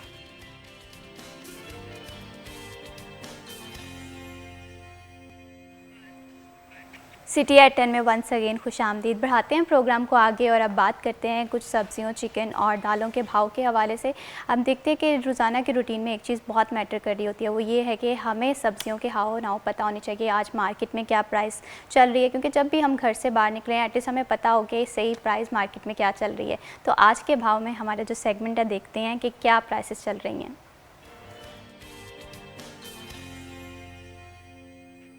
मोहम्मद अली नारू हमारे साथ मौजूद हैं। जी मोहम्मद अली नारू, बताइएगा कि आज सब्जियों और चिकन का क्या रेट है? फैसलाबाद मार्केट कमेटी की जानिब से बरोज़ बुध की रेट लिस्ट जारी कर दी गई है। ब्रायलर मुर्गी का गोश्त अपनी साबका कीमत पर कायम रहता हुआ 595 रुपये, मार्केट में 600 रुपये फ़ी किलो फ़रोख्त किया जा रहा है। इसके साथ साथ अंडा फार्मी 1 रुपये महंगा होता 298 से बढ़कर 299 रुपये फ़ी दर्जन हो गया। और अगर सब्जियों को कीमतों का जायज़ा लिया जाए तो आलू कच्चा छिलका की कीमत बगैर अदल के 80 रुपये, मार्केट में भी 80 रुपये में फ़रोख्त किया जा रहा है। प्याज की कीमत बगैर इजाफे के 65 रुपये, मार्केट में 75 रुपये।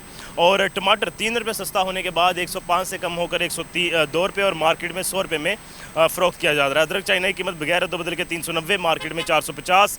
लहसुन हरनाई 245, मार्केट में 250 से 300। सब्ज़ मिर्च 5 रुपये कमी के बाद 70 से कम होकर 65 रुपये, मार्केट में 80। फूल गोभी की कीमत बगैर इजाफे के 125 रुपये, मार्केट में 140।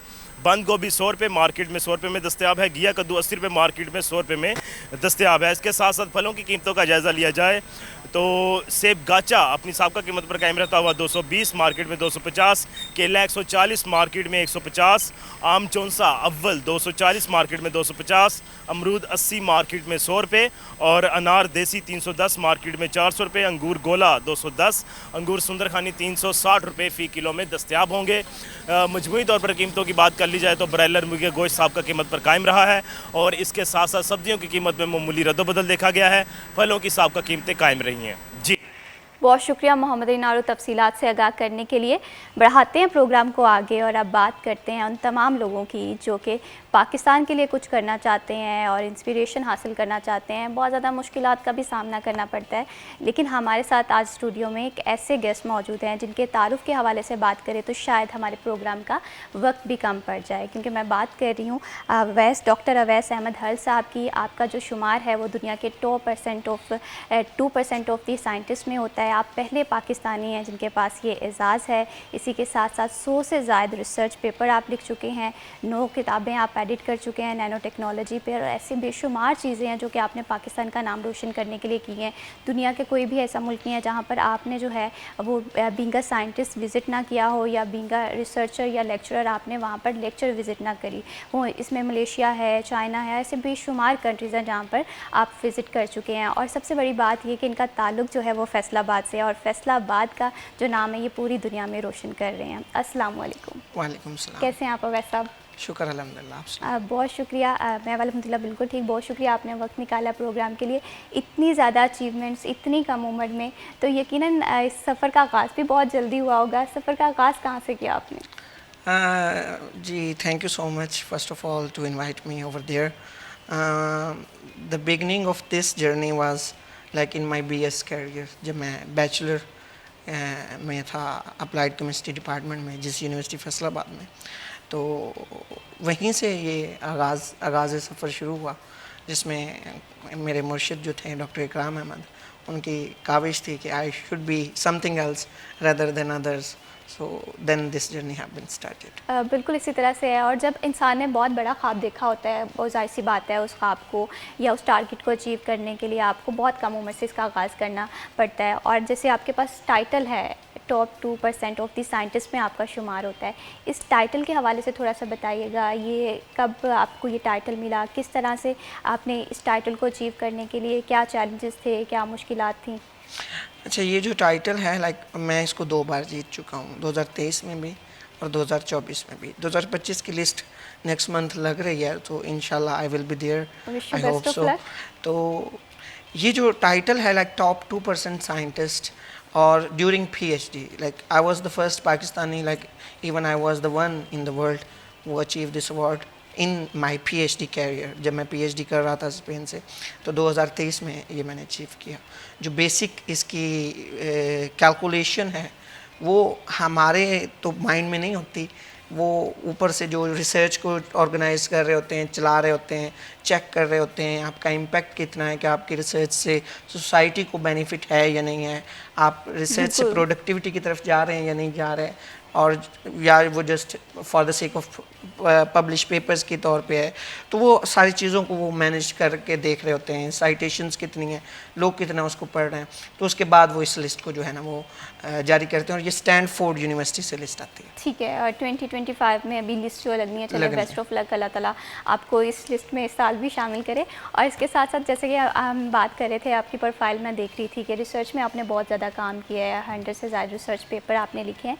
तो रिसर्च पेपर जहाँ तक अगर हम बात करें ना रिसर्च स्टूडेंट्स की, तो ये लगता है कि रिसर्च बहुत बोरिंग है, और हम अक्सर पुरानी रिसर्चेस को ही न्यू इनोवेशन के साथ नहीं रिप्रेजेंट कर रहे होते। तो आपने ये कैसे सोचा कि 100 रिसर्च पेपर्स का सफ़र किस तरह से रहा? जी, first of all I should like to correct you, like now it's being 250, near to 250। तो रिसर्च डेफिनेटली एक टफ टास्क है, लाइक लैपटॉप पे काम करना, फिर मैनेज करना, फिर अपनी रिसर्च को उस कैलिबर में लेके आना कि वो पब्लिश हो जाए। It's self a very tough journey. लेकिन आप उसको मज़ेदार तब बनाते हैं जब आपको उसके अंदर प्रोडक्टिविटी नज़र आए, बिल्कुल। क्रिएटिविटी नज़र आए। और मैं हमेशा मेरे स्टूडेंट्स भी हैं, मैं उनको सबसे पहले रिसर्च से पहले उनको टूल्स सिखाता हूँ, ग्राफिक डिज़ाइनिंग के, GIS के, मशीन लर्निंग के, कि जब वो रिसर्च से बोर हो रहे हों, वो लैपटॉप ओपन करें, वो डिज़ाइनिंग करना शुरू कर दें अपने ही रिसर्च वर्क को, लाइक इन ग्राफिक्स, तो वो उनको फिर और अच्छा लगता है। फिर जो सबसे बड़े लाइक इवन जब मैं BS में था, तब मुझे भी ये बड़ी वो अचीवमेंट लगती थी कि जब आप वो गूगल पे अपना नाम लिखते हैं ना, तो वो आ जाता है। जब पेपर पब्लिश होता है तो वो गूगल आप टाइप करते हैं सिर्फ अपना नाम, तो वो आपके नाम से आ रहा होता है। तो वो उनको बड़ी क्रिएटिविटी होती है कि हम गूगल पे आ रहे हैं। सो जब इवन मैं भी BS में था, जब मेरा पहला पेपर पब्लिश हुआ था, आई स्टिल रिमेंबर कि मैं like every time just check after 5 minutes कि मैं हूँ या नहीं हूँ। तो ये सबसे बड़ी जो है वो होती है, एक किक पॉइंट होता है स्टूडेंट्स के लिए कि yes we are doing something. उसके साथ साथ स्टूडेंट्स को जो बेसिक माइंड उनकी लर्निंग है वो ये है कि if you done something good in research, so there are multiple careers rather than this country, कि आप बाहर मूव कर सकते हैं। और हम जो मेरे स्टूडेंट्स हैं, most of them are right now settled in outside of this country as well, like कुछ लोग चाइना में काम कर रहे हैं, कुछ इटली में काम कर रहे हैं। तो वो स्टूडेंट्स फिर उससे ना वो लेते हैं, क्या उसे कहते हैं, कॉन्फिडेंस भी लेते हैं, इंस्पिरेशन भी होती है, और स्टूडेंट्स को हम फिर उस लेवल पे ऑर्गेनाइज भी करते हैं। तो इनके मीटअप्स रखते हैं, उनकी टॉक्स अरेंज करते हैं, तो वो फिर स्टूडेंट्स को अच्छा फील होता है। तो इसकी बेस पे वो फिर फील करते हैं कि yes we have to do research. बिल्कुल, और मोटिवेशन भी इंसान की ज़िंदगी में साथ साथ चलती रहती है। और जब हमारे सामने इतनी बड़ी मोटिवेशन की एक एग्जांपल मौजूद है, इंस्पिरेशन मौजूद है, लेकिन अक्सर औकात हम ये बात कर रहे होते हैं कि एजुकेशन में हमारी एजुकेशन 16 ईयर एजुकेशन बहुत कॉमन हो गई है, MPhil रिसर्च हमारा बहुत अच्छा चल रहा है, PhD बहुत आम लोगों ने कर ली हुई है, लेकिन इसके बावजूद अब हम साइंटिस्ट नहीं पैदा कर पा रहे हैं। इसकी क्या रीज़न्स हैं, कहाँ पर हम लैग कर रहे हैं? अच्छा, ये बहुत ही इम्पोर्टेंट क्वेश्चन है, and I should also want to speak about that. जब मैं इवन इस इंटरव्यू के लिए आ रहा था तो मैं यही सोच रहा था कि I should speak about that कि हम मल्टीपल PhDs अब प्रोड्यूस कर रहे हैं, मल्टीपल मास्टर स्टूडेंट्स निकाल रहे हैं, बहुत सारे बैचलर स्टूडेंट्स बच्चे ऑलरेडी पास ऑन हो रहे हैं। हमारा जो अगर हम अपने वो जी जनरेशन सेट के पिछली जनरेशन में जाएँ तो एक पॉइंट होता था कि जी 16 साल की एजुकेशन बहुत होती है। बिल्कुल। तो राइट नाउ वो कॉमन है, बहुत ही कॉमन है, और बहुत ही आप पूछेंगे ना किसी को भी तो उसने यही कहा होगा कि मैंने MSc किया है, मैंने MA किया है, या मैंने जो है BS किया है। अब पॉइंट ऑफ कंसर्न कहाँ पे आता है, हम कहाँ पे थोड़ा सा डाउनफॉल करते हैं, वो ये है कि quality of research that really matters, कि आपकी रिसर्च क्या वो इतनी क्वालिटेटिव है कि वो गोरों को कम्पीट कर सके, क्योंकि हमारा कंपटीशन गोरों के साथ है या टेक्नोलॉजी के साथ है कि हम कितने हद तक अपनी प्रोडक्टिविटी लेके आ सकते हैं। आप ये देखिए कि हम आज तक अपनी कोई प्रोडक्ट इधर ला नहीं सके, रीज़न इंडस्ट्री माफिया या जो भी सो कॉल्ड चीज़ें इसमें इन्वॉल्व हैं वो एक साइड में हैं, लेकिन कभी भी हमने स्टूडेंट को उस तरह उस क्रिएटिविटी की तरफ जाने ही नहीं दिया। हम क्या कहते हैं कि बच्चा आए, MPhil की रिसर्च करे, थीसिस लिखे और जाए। लेकिन अगर क्रिएटिविटी के हवाले से बात करें, वैसा तो क्रिएटिविटी हमारे स्टूडेंट्स में है, लेकिन कहीं ना कहीं ये लगता है कि हमारे स्टूडेंट्स को एक सर्कल के गिर्द जो है वो घुमा दिया गया है। उसे नहीं पता कि इस सर्कल के बाद बाहर भी एक दुनिया जो है वो एग्जिस्ट करती है जिसकी रिक्वायरमेंट बहुत मुख्तलिफ हैं। The simple thing is this, if you wanna be successful in your life, you have to quit your comfort zone. वो एक जो सर्कल है वो हमारा कंफर्ट जोन बन चुका है कि बस डिग्री लें एंड घर चले जाएं। बट जो बिहाइंड दिस चीज़ें हैं उसके लिए आपको रात तक लैब में भी रुकना पड़ेगा, आपको सुबह फर्स्ट टाइम लैब में आना पड़ेगा, अर्ली इन द मॉर्निंग उठना पड़ेगा, जो कि कॉमन नहीं है। आप मुझे बता दें कि अभी कितने स्टूडेंट हैं जो जस्ट 5 या 6 बजे उठते होंगे? बिल्कुल। ठीक है, ऐसे ही कौन से स्टूडेंट्स हैं जो 5 या 6 बजे के बाद शाम को लैब में रुकते होंगे? बहुत रेयर है। उसकी रीज़न ये है कि वो भी अपने कंफर्ट जोन को वहीं पे रखना चाहते हैं कि नहीं हम भी वहीं पे रहें ताकि हमारा काम भी हो जाए। तो फिर टीचर्स भी डेफिनेटली उस चीज़ को कॉमुलेट करते हैं कि अगर ऐसे है तो बस इनकी डिग्री ख़त्म करें एंड दैट्स इट। हालांकि जिन टीचर्स ने इन पास्ट रिसर्च की है उन्होंने कुछ तो अचीव किया है कि वो अभी आपको रिसर्च सिखा रहे हैं। So that is the basic point कि हम वो अपने कंफर्ट जोन से निकलना ही नहीं चाह रहे, और इसी बेस पे आपके रिसर्च वैल्यू जो है वो गिरती है। जब वो रिसर्च वैल्यू आपकी गिरती है तो बाहर के लोग फिर आपको इतना वेटेज नहीं देते। बिल्कुल। तो वो कहते हैं कि अगर आपने इस तरह की रिसर्च करनी है तो आप उधर ही करें। बिल्कुल। और अगर रिसर्च के हवाले से बात करें, जैसे आपने फॉरेन कंट्रीज़ में बीइंग अ साइंटिस्ट भी यूनिवर्सिटीज़ को विज़िट किया हुआ है, वहाँ पर आपने लेक्चर्स भी डिलीवर किए हुए हैं, तो हमारे यहाँ एक स्टूडेंट है ना आज के दौर में, वो MSc रिसर्च की सीट सिक्योर नहीं कर पा रहा, उसे वहाँ पर एक जो प्रोफेसर है उसका अप्रूवल नहीं मिल पा रहा। उसकी कहीं ना कहीं रीज़न ये है कि हमारे यहाँ क्वांटिटी है लेकिन क्वालिटी नहीं है। इस चीज़ पे किस तरह से काम आप आइंदा आने वाले सालों में देख रहे हैं? क्या इम्प्रूवमेंट आ रही है? स्टूडेंट्स के बाहर जाने के लिए जो वो लेटर्स वगैरह लिखते हैं, जी, जो रिसर्च के हवाले से काम हो रहे हैं, लेकिन अच्छा उसमें जो बेसिक रीज़न पता है क्या है? हमारा स्टूडेंट्स ना कुछ 3 से 4 चीज़ें होती हैं जो कि स्टूडेंट को ना लिखनी पड़ती हैं, जैसे कि पर्सनल स्टेटमेंट, कवर लेटर, उसका CV और उसकी प्रोफाइल, पब्लिकेशन प्रोफाइल। इवन जब मेरे पास भी उधर पोजीशंस आती हैं कोरिया वाली लैब में तो या इटली वाली लैब में, तो जब वो मैं देखता हूँ ख़ास तौर पे पाकिस्तानी और इंडियंस की ईमेल जब हम खोलें ना तो उसमें लिखा होता है डियर माय रिस्पेक्टेड सर। अब दे डोंट वांट दैट कि आप उनको इतनी इज्जत से बुलाएं, कि आप इतनी बड़ी तहमीद बांध दें कि डियर सर, रिस्पेक्ट सर। वो आप अगर नोट करें तो वो जो कहते हैं कि हमें अपने नेम से बुलाया जाए, सर भी ना लगाया जाए। हम उसमें लिख देते हैं कि हमने अपना मैट्रिक इधर से किया, FSc इतने की। उनको नहीं चाहिए ये, उनको ये चाहिए कि आपके पास स्किल कौन सी है, हमें ये बताएं कि आप कौन सी स्किल पे हमें अपने आप को प्रेजेंट करने वाले हैं या इम्प्रेस करने वाले हैं। तो वो जब नहीं होता तो वो फिर डेफिनेटली उसको डिनाई करते हैं। फिर CV का एक स्पेशल फॉर्मेट होता है, प्रपोजल का एक फॉर्मेट होता है, रिसर्च स्टेटमेंट का एक फॉर्मेट होता है। We never follow of that कि हम ऐसे ही बस भेज देते हैं और फिर आगे से वो कहते हैं कि यार रिजेक्शन हो गई। So that is the basic. बिल्कुल। और ये चीज़ें जो हैं एक रिसर्चर स्टूडेंट के पास ऐसी होनी चाहिए जो उसे फिंगर टिप्स पर पता होनी चाहिए कि अपना रिसर्च थीसिस किस तरह से लिखना है, अपने रिसर्च को किस तरह से अप टू डेट रखना है, जो कि फॉरेन कंट्रीज़ में अप टू दी मार्क साबित हो। फर्दर भी हम बात करेंगे इस हवाले से, लेकिन यहाँ पर वक्त हो एक छोटी सी ब्रेक का। कहीं मत जाइए, हमारे साथ रहिए।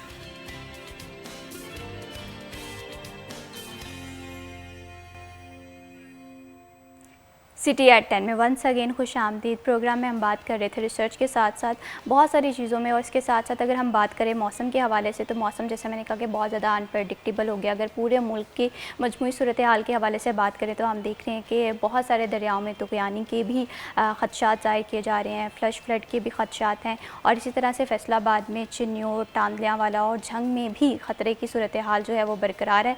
हमारे साथ नुमाइंदा तांदलियांवाला गुलरेज़ मौजूद हैं। गुलरेज़, बताइएगा कि तांदलियांवाला में क्या सूरत हाल है? गुलरेज़ हमारे साथ लाइन पे मौजूद हैं। जी गुलरेज़, बताइएगा कि तांदलियांवाला में क्या सूरत हाल है अगर फ्लड के हवाले से बात करें? गुलरेज़, आपको मेरी आवाज़ आ रही है?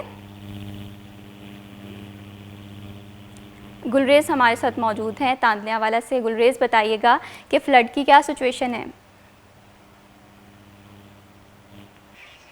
गुलरेज़ हमारे साथ मौजूद थे। गुलरेज़ के हवाले से फ़र्दर भी हम बात करेंगे, लेकिन अभी हम बात करते हैं रिसर्च के हवाले से। जिस तरह से हम बात कर रहे थे कि हमारे साथ स्टूडियो में आज एक ऐसी पर्सनालिटी मौजूद हैं जिनका ताल्लुक़ फैसलाबाद से है, और फैसलाबाद का नाम उन्होंने पूरी दुनिया में रोशन किया है।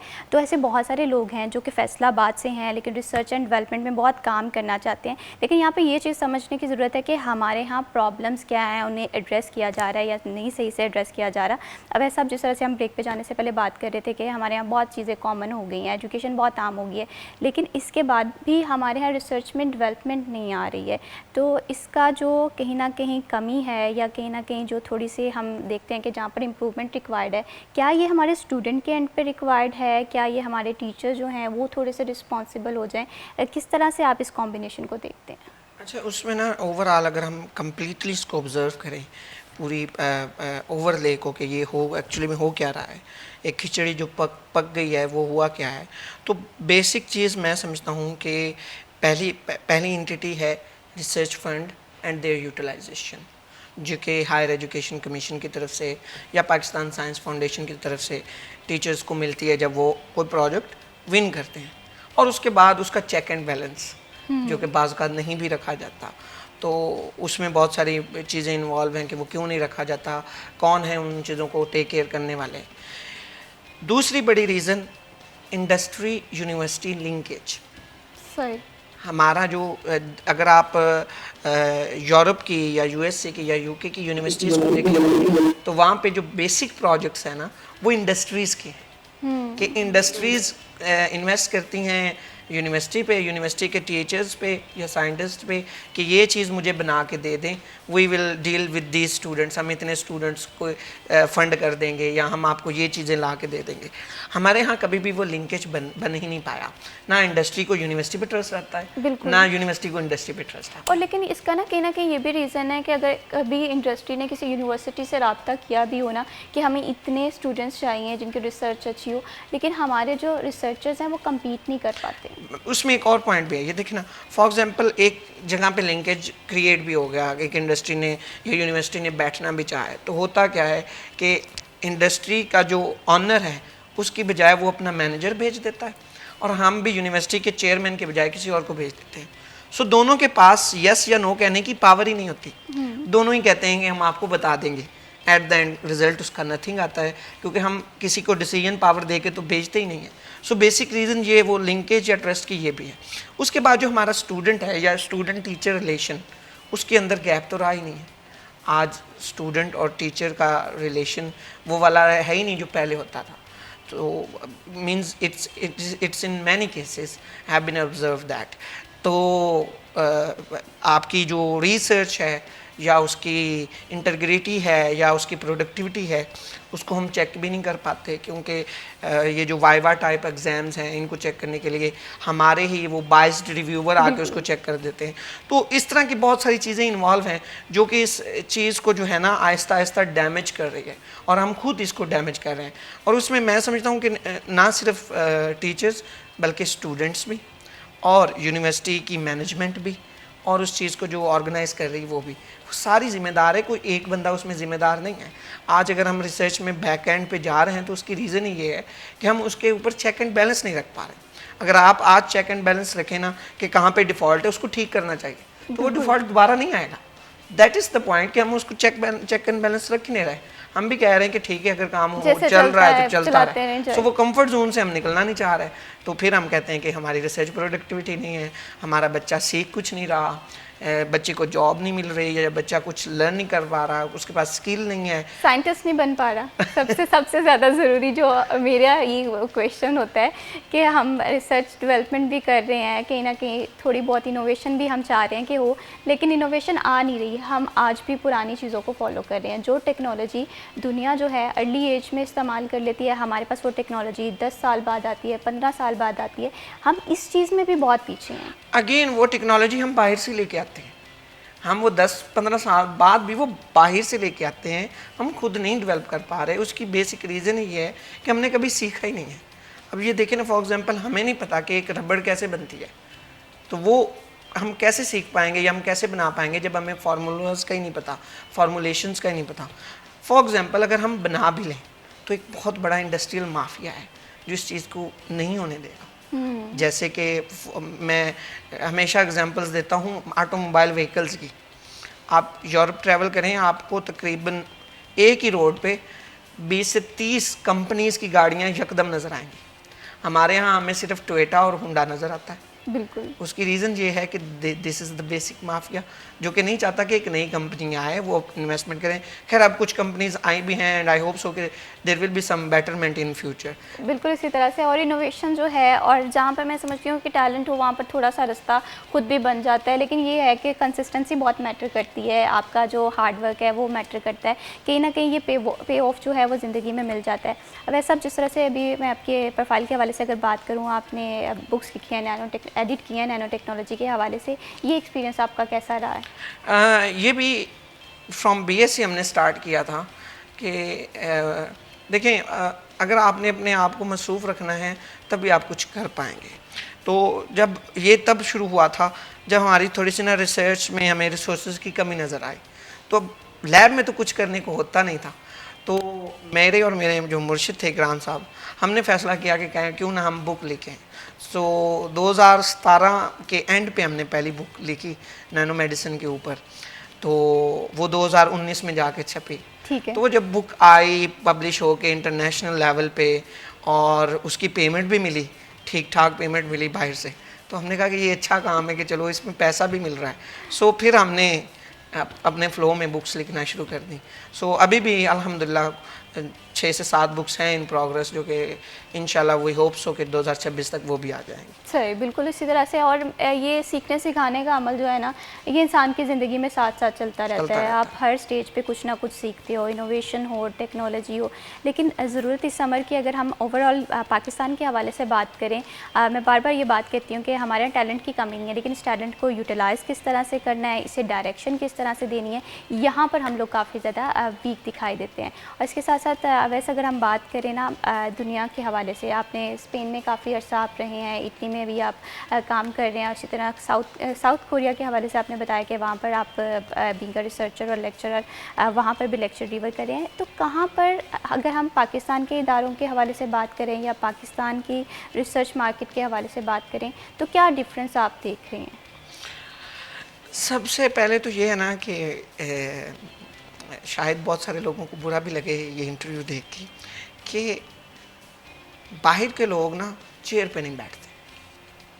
लाइक जब मैं इवन पीएचडी कर रहा था, मेरा प्रोफेसर लैब में मेरे साथ काम कर रहा होता था, एंड जब मैंने उनको फर्स्ट टाइम देखा था, आई वॉज लिटरली शॉक्ड कि ये इधर क्यों काम कर रहा है, ये अपने ऑफिस में बैठे हमें वहाँ से ऑब्जर्व करें। पहला तो ये डिफरेंस कि यूरोप में या इधर उधर की जितनी भी कंट्रीज़ हैं जो चाहती हैं कि वो रनिंग स्टेज पे रहें, वो खुद भी काम करते हैं, क्योंकि वो खुद को आज भी कहते हैं, बिकॉज रिसर्चर की जो डेफिनेशन है वो ये नहीं है कि वो मुकम्मल हो चुका है। ही और she have always some defects जिसको वो साथ साथ क्लियर कर रहा है, क्योंकि रिसर्चर की विश होती है कि वो अच्छे से अच्छा करता ही रहे। तो वो हमारे यहाँ थोड़ा सा डाउनफॉल चल रहा है। उसके साथ साथ अगर आप देखें तो एजुकेशन लेवल, और जो मुझे सबसे बुरी चीज़ लगती है और डिफरेंस सबसे बुरा लगता है वो है डॉक्यूमेंटेशन का। सही। हमारे यहाँ बहुत डॉक्यूमेंटेशन है। लाइक अगर आपने फ़ीस भी जमा करानी है या आपने अपनी थीसिस भी जमा कराना है, तो एक एमफिल का बच्चा वाई ही और she need a clerical sign, जिसकी मुझे आज तक नहीं समझ लगी कि एक एडमिन में बैठा बंदा एक एमफिल के बच्चे को क्यों साइन करके देगा और उसकी क्लियरेंस पे क्यों साइन करके। अगर उसकी क्लियरेंस को साइन करना है तो एमफिल के बच्चे को असिस्टेंट प्रोफेसर या लेक्चरर वो साइन करके दे। एक एडमिन, क्योंकि हमारे यहाँ फिर एडमिन भी पूरा वो किंग बन जाता है, he is a complete mafia कि मैं तो नहीं करके देना, मैंने तो यह चीज़ खवाओ तो मैं करके। सो ये जो कल्चर है ना, ये बहुत बुरा है। और ये कल्चर अगर चेंज हो जाए तो यकीनन यहाँ पर रिसर्च एंड डेवलपमेंट पे भी काम हो, यहाँ पर मज़ीद साइंटिस्ट जो हैं वो पैदा हों। बहुत शुक्रिया डॉक्टर अवैस अहमद हर्ड साहब, आपने हमारे प्रोग्राम के लिए वक्त निकाला। रिसर्च एंड डेवलपमेंट में अपॉर्चुनिटीज़ बहुत ज़्यादा हैं, लेकिन ज़रूरत इस अमर की है कि हम अप टू डेट किस तरह से रहते हैं, हमें अपने कम्फर्ट जोन से निकलना पड़ेगा। तो तब जाके हम रिसर्च में डेवलपमेंट भी देखेंगे, साइंटिस्ट भी देखेंगे, और मैं उम्मीद करती हूँ कि ये चीज़ें बहुत जल्दी यहाँ पर भी हों। अभी वक्त हुआ एक छोटी सी ब्रेक का, कहीं मत जाइए, हमारे साथ रहिए।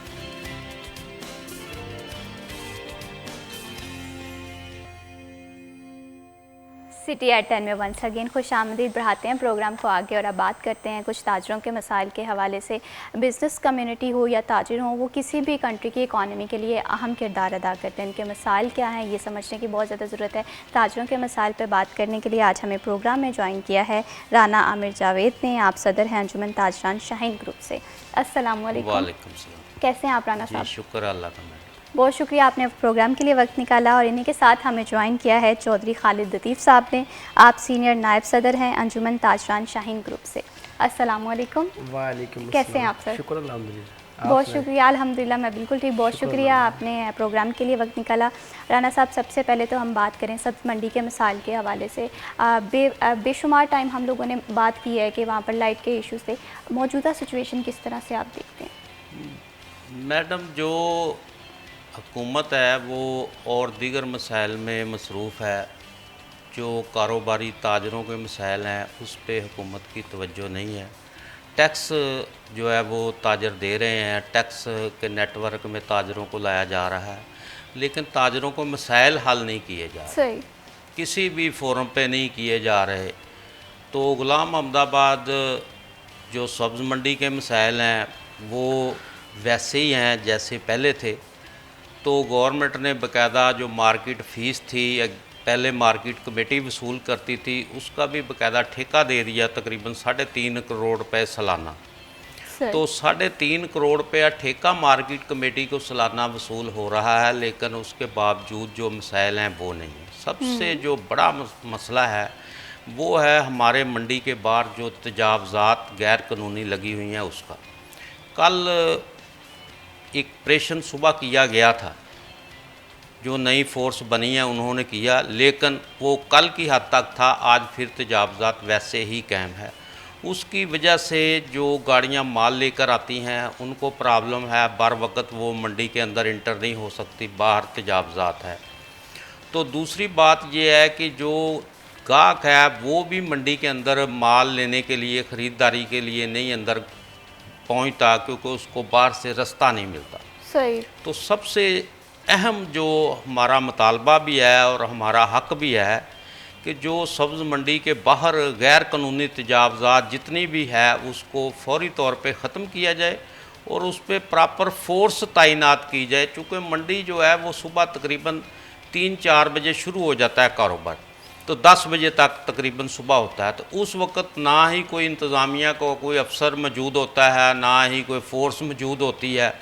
तो ये बड़ा एक हमारा पुराना मुतालबा भी है और हमारा हक भी है कि उसके लिए स्पेशल कोई गाड़ी, कोई फ़ोर्स तैनात की जाए जो प्रॉपर सुबह मंडी के बाहर 4 बजे से लेकर 10 बजे तक तकरीबन 6 घंटे हैं, वो फ़ोर्स वहाँ तैनात हो, 1-2 गाड़ियाँ, ताकि मुसलसल 1-2 महीने तैनात हो और प्रॉपर तरीके से जो तजावज़ात है वो ख़त्म हो। बिल्कुल इसी तरह से अगर तजावज़ात किसी जगह पे मौजूद होते हैं, जो वहाँ पर ख़रीदारी के लिए आ रहे होते हैं, उन्हें भी मसला होता है और जाहिर सी बात है जिनका वहाँ पर कारोबार मौजूद होता है उन्हें तो प्रॉब्लम होती है और इससे मैं समझती हूँ कि कारोबार पर भी बहुत बुरे असरात रूनुमा होते हैं। तो यहाँ पर खालिद लतीफ़ साहब आपसे मैं ये जानना चाहती हूँ, अगर हम सब्ज़ियों के हवाले से बात करें, पिछले दिनों तो सब्ज़ियाँ बड़ी सस्ती बिक रही थी और अब देख रहे हैं कि अचानक से सब्ज़ियाँ महंगी हो गई हैं। इसके पीछे क्या रीज़न्स हैं, क्या वजूहात हैं?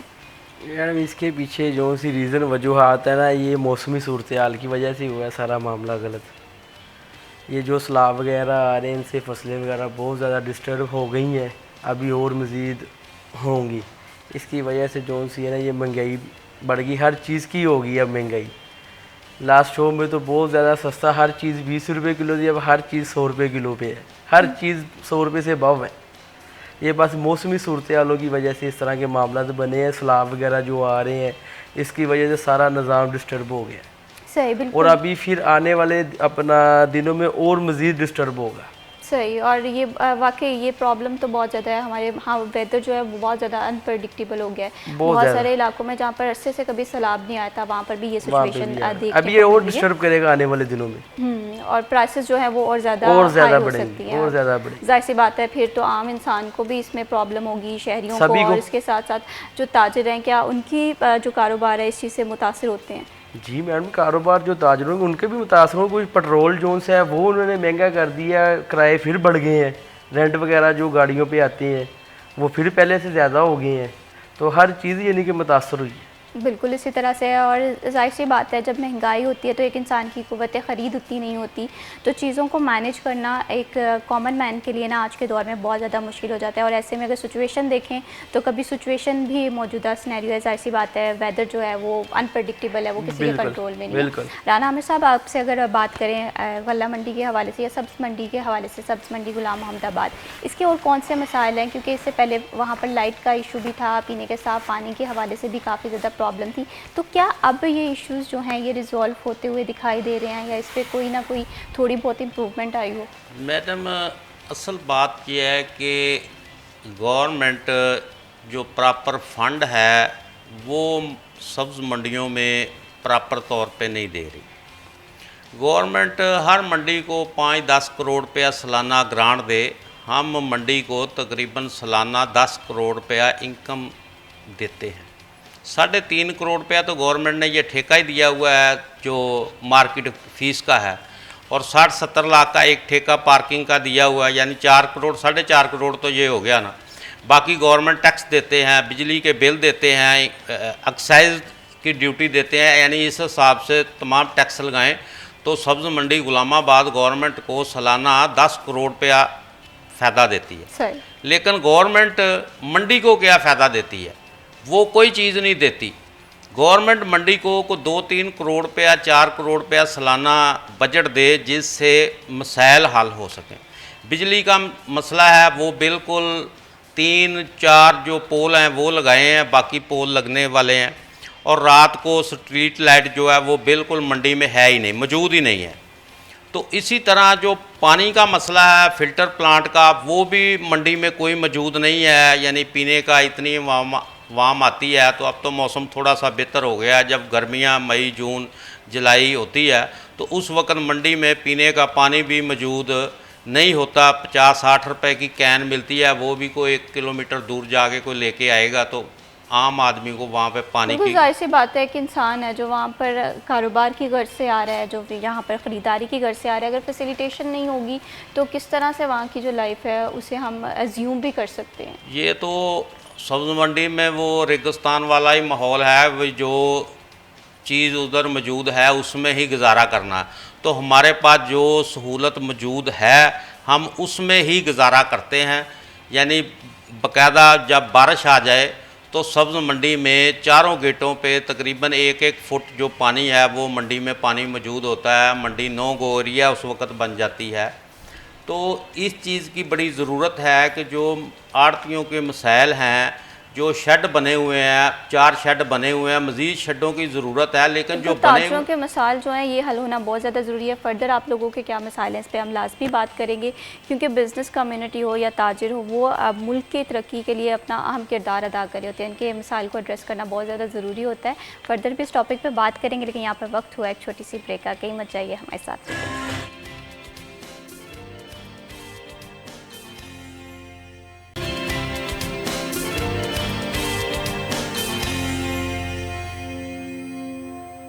सिटी एट 10 में वंस अगेन खुश आमदीद। बढ़ाते हैं प्रोग्राम को आगे, और जिस तरह से मैं बात कर रही थी कि मुल्क के मौसम की जो सूरत हाल है वो मजमूई तौर पे बहुत ज़्यादा हम लोग ख़राब सिचुएशन देख रहे हैं। बहुत सारे दरियाओं में तुग़यानी का सबब भी है और इसी के साथ साथ फ्लड की सूरत हाल भी है। फैसलाबाद में क्योंकि चिन्योट, झंग और तांदलियावाला से दरियाए जो हैं दरिया मुंसलिक हैं, जिसकी वजह से वहाँ की आबादी को भी ख़तरा है। क्या सूरत हाल है फ्लड की तांदलियावाला में, इस पर बात करेंगे। गुलरेज़ नुमाइंदा तांदलियावाला हमारे साथ मौजूद हैं। जी गुलरेज़, बताइएगा कि तांदलियावाला में फ्लड की क्या सिचुएशन है? जी बिल्कुल, ये दरिया रावी के साथ जो दीगर इलाके हैं उनकी तरह ये तांदलियावाला में भी जो सैलाबी सूरत हाल है उसका खतरा है, और इसी सिलसिले में ज़िला इंतजामिया और तहसील इंतजामिया जो है वो मुतहर्रिक है। यहाँ पर जो है अगर मैं बताता चलूँ तो जो यूनियन कौंसल 74 है, 75 है, 85 है, 86 है, 87 यूनियन कौंसिल नंबर 94, 95, 96 और 99 ये तहसील तांदलियावाला की यूनियन कौंसिल्स हैं।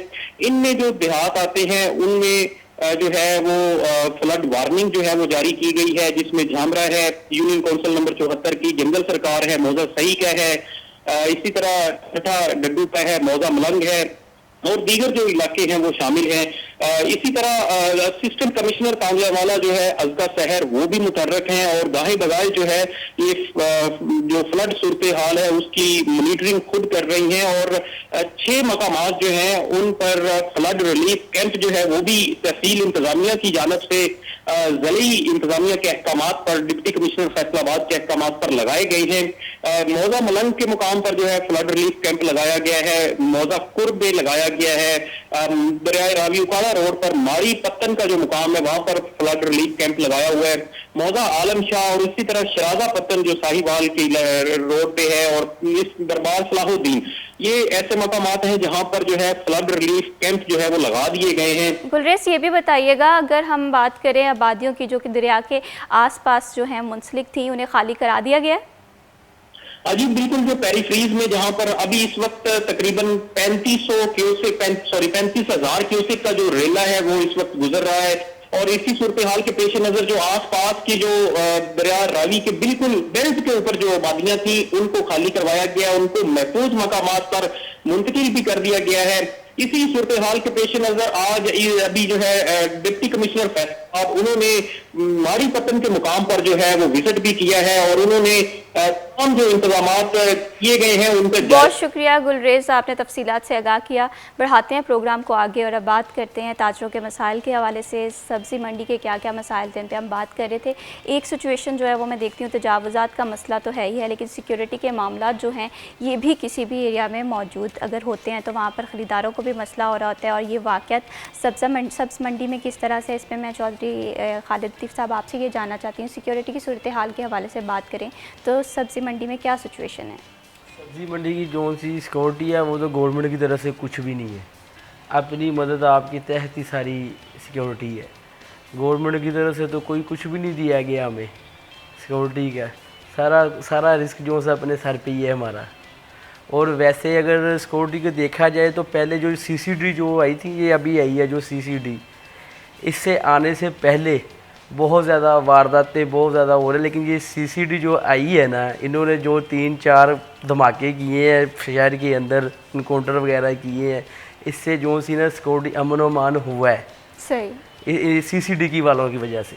सही क्योंकि अभी ये जो लोग आते हैं ना घरों से, यानी कि जो जिनके पास पैसे वगैरह होते हैं, ग्राहक वगैरह, ये वो जो आवाम आती है, इनसे पैसे छीन लिए जाते थे। क्योंकि उन्होंने 3-4 बजे सुबह आना होता था, 3-4 बजे तो यानी कि कोई भी सिक्योरिटी वाला नहीं। लेकिन जब ये CCD वाले आए हैं, इन्होंने 3-4 एनकाउंटर मंडी के इर्द गिर्द किए हैं वारदातों के, और उसके बाद अब बिल्कुल अमन अमान है मंडी के बाहर। मंडी के अंदर कुछ भी नहीं है अभी, यानी कि बिल्कुल सही बात है। अगर एक शहर में लोग अच्छे से अपना कारोबार कर रहे हैं या चीज़ें आ रही हैं तो वाकई CCD काफ़ी अच्छा काम कर रही है और इससे काफ़ी वारदातों पे भी कमी हम देख रहे हैं। राना आमिर साहब, आपसे इसी मैं क्वेश्चन पे आपका भी पॉइंट ऑफ व्यू जानना चाहूँगी कि मंडी में अब की सिचुएशन सिक्योरिटी की आप किस तरह से देखते हैं? मैडम, जैसे खालिद भाई ने बताया, ये बात जो हुकूमत का अच्छा काम है हम बिल्कुल ताजर उसकी तारीफ़ करेंगे, जो नहीं अच्छा हम वो तनकीद भी करेंगे। कारपोरेशन का मामला अच्छा नहीं था, हमने तनकीद की है, लेकिन ये मामला जो है ये जब से मरीम नवाज़ ने ये फोर्स बनाई है उस वक़्त से फैसलाबाद में नहीं पंजाब भर में जराइम की जो रेशो है वो कम हुई है।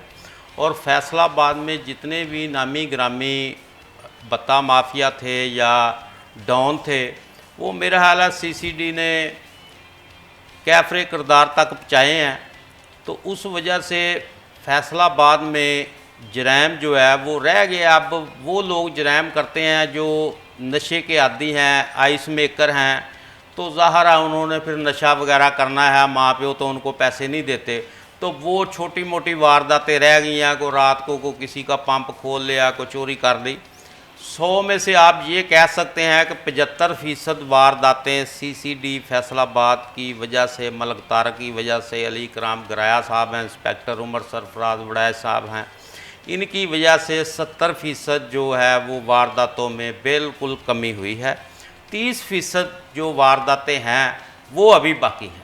सही। और अगर ये फोर्स इसी तरह काम करती रही तो मैं ये समझता हूँ कि फिर इंशाल्लाह फैसलाबाद में ज़रूर क्राइम ज़ीरो होगा। बिल्कुल इसी तरह से अगर सिक्योरिटी और अमन अमान की सिचुएशन इसी तरह से, नो डाउट सीसीडी बहुत अच्छा काम कर रही है, सिक्योरिटी की सिचुएशन जो है वो शहर में अप टू डेट भी है, मेंटेन भी है, ये अच्छे इकदाम हैं।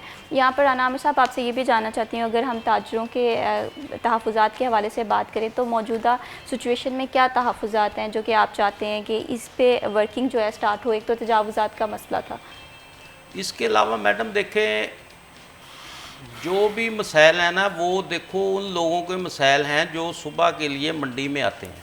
सबसे पहले मंडी में वाशरूम नहीं है, 5,000 10,000 के करीब लोग आते हैं। 3 वाशरूम गवर्नमेंट ने 1 साल 2 साल पहले के बनाए हुए हैं जिनको ताले लगे हुए हैं। वाशरूम मंडी में बिल्कुल नहीं है। औरतें भी कोई सामान वगैरह ख़रीदने आती हैं, मर्द भी आते हैं, बच्चे भी आते हैं, लेकिन मंडी में वाशरूम नहीं है। सबसे जो अहम मसला है, पीने के पानी के लिए फ़िल्टर प्लांट है, उसकी ज़रूरत है। वो पहले भी आपके प्रोग्राम की वजह से डीसीओ साहब से गुजारिश की गई थी कि फ़िल्टर प्लांट जो है वो मंडी में जो है वो लगाया जाए ताकि पानी का मसला जो है हल हो सके। सफाई का मसला है वो तकरीबन 8-10 साल से वो एक अलग माफिया है। मैंने पहले भी बताया, जो गवर्नमेंट का अच्छा काम होगा तारीफ करेंगे, जो नहीं होगा तनकीद करेंगे। जो है वो बहुत ज़्यादा हल भी हुए हैं और बहुत सारी चीज़ें जो हैं वो इस पर वर्किंग बाकी है। बहुत शुक्रिया राना आमिर जावेद साहब for joining us in this programme. बहुत शुक्रिया चौधरी खालिद लतीफ़ साहब, आपने प्रोग्राम के लिए वक्त निकाला। मंडी के जो मसाइल हैं उस पर हमने बात की और बहुत हद तक जो मसाइल हैं उस पर काम होना बाकी। आई होप सो, कहते हैं कि उम्मीद पे दुनिया कायम है, ये मसाइल हल होते हुए हमें दिखाई दें। इसी के साथ मैं भी शबीब को दीजिए इजाज़त। अल्लाह हाफ़िज़।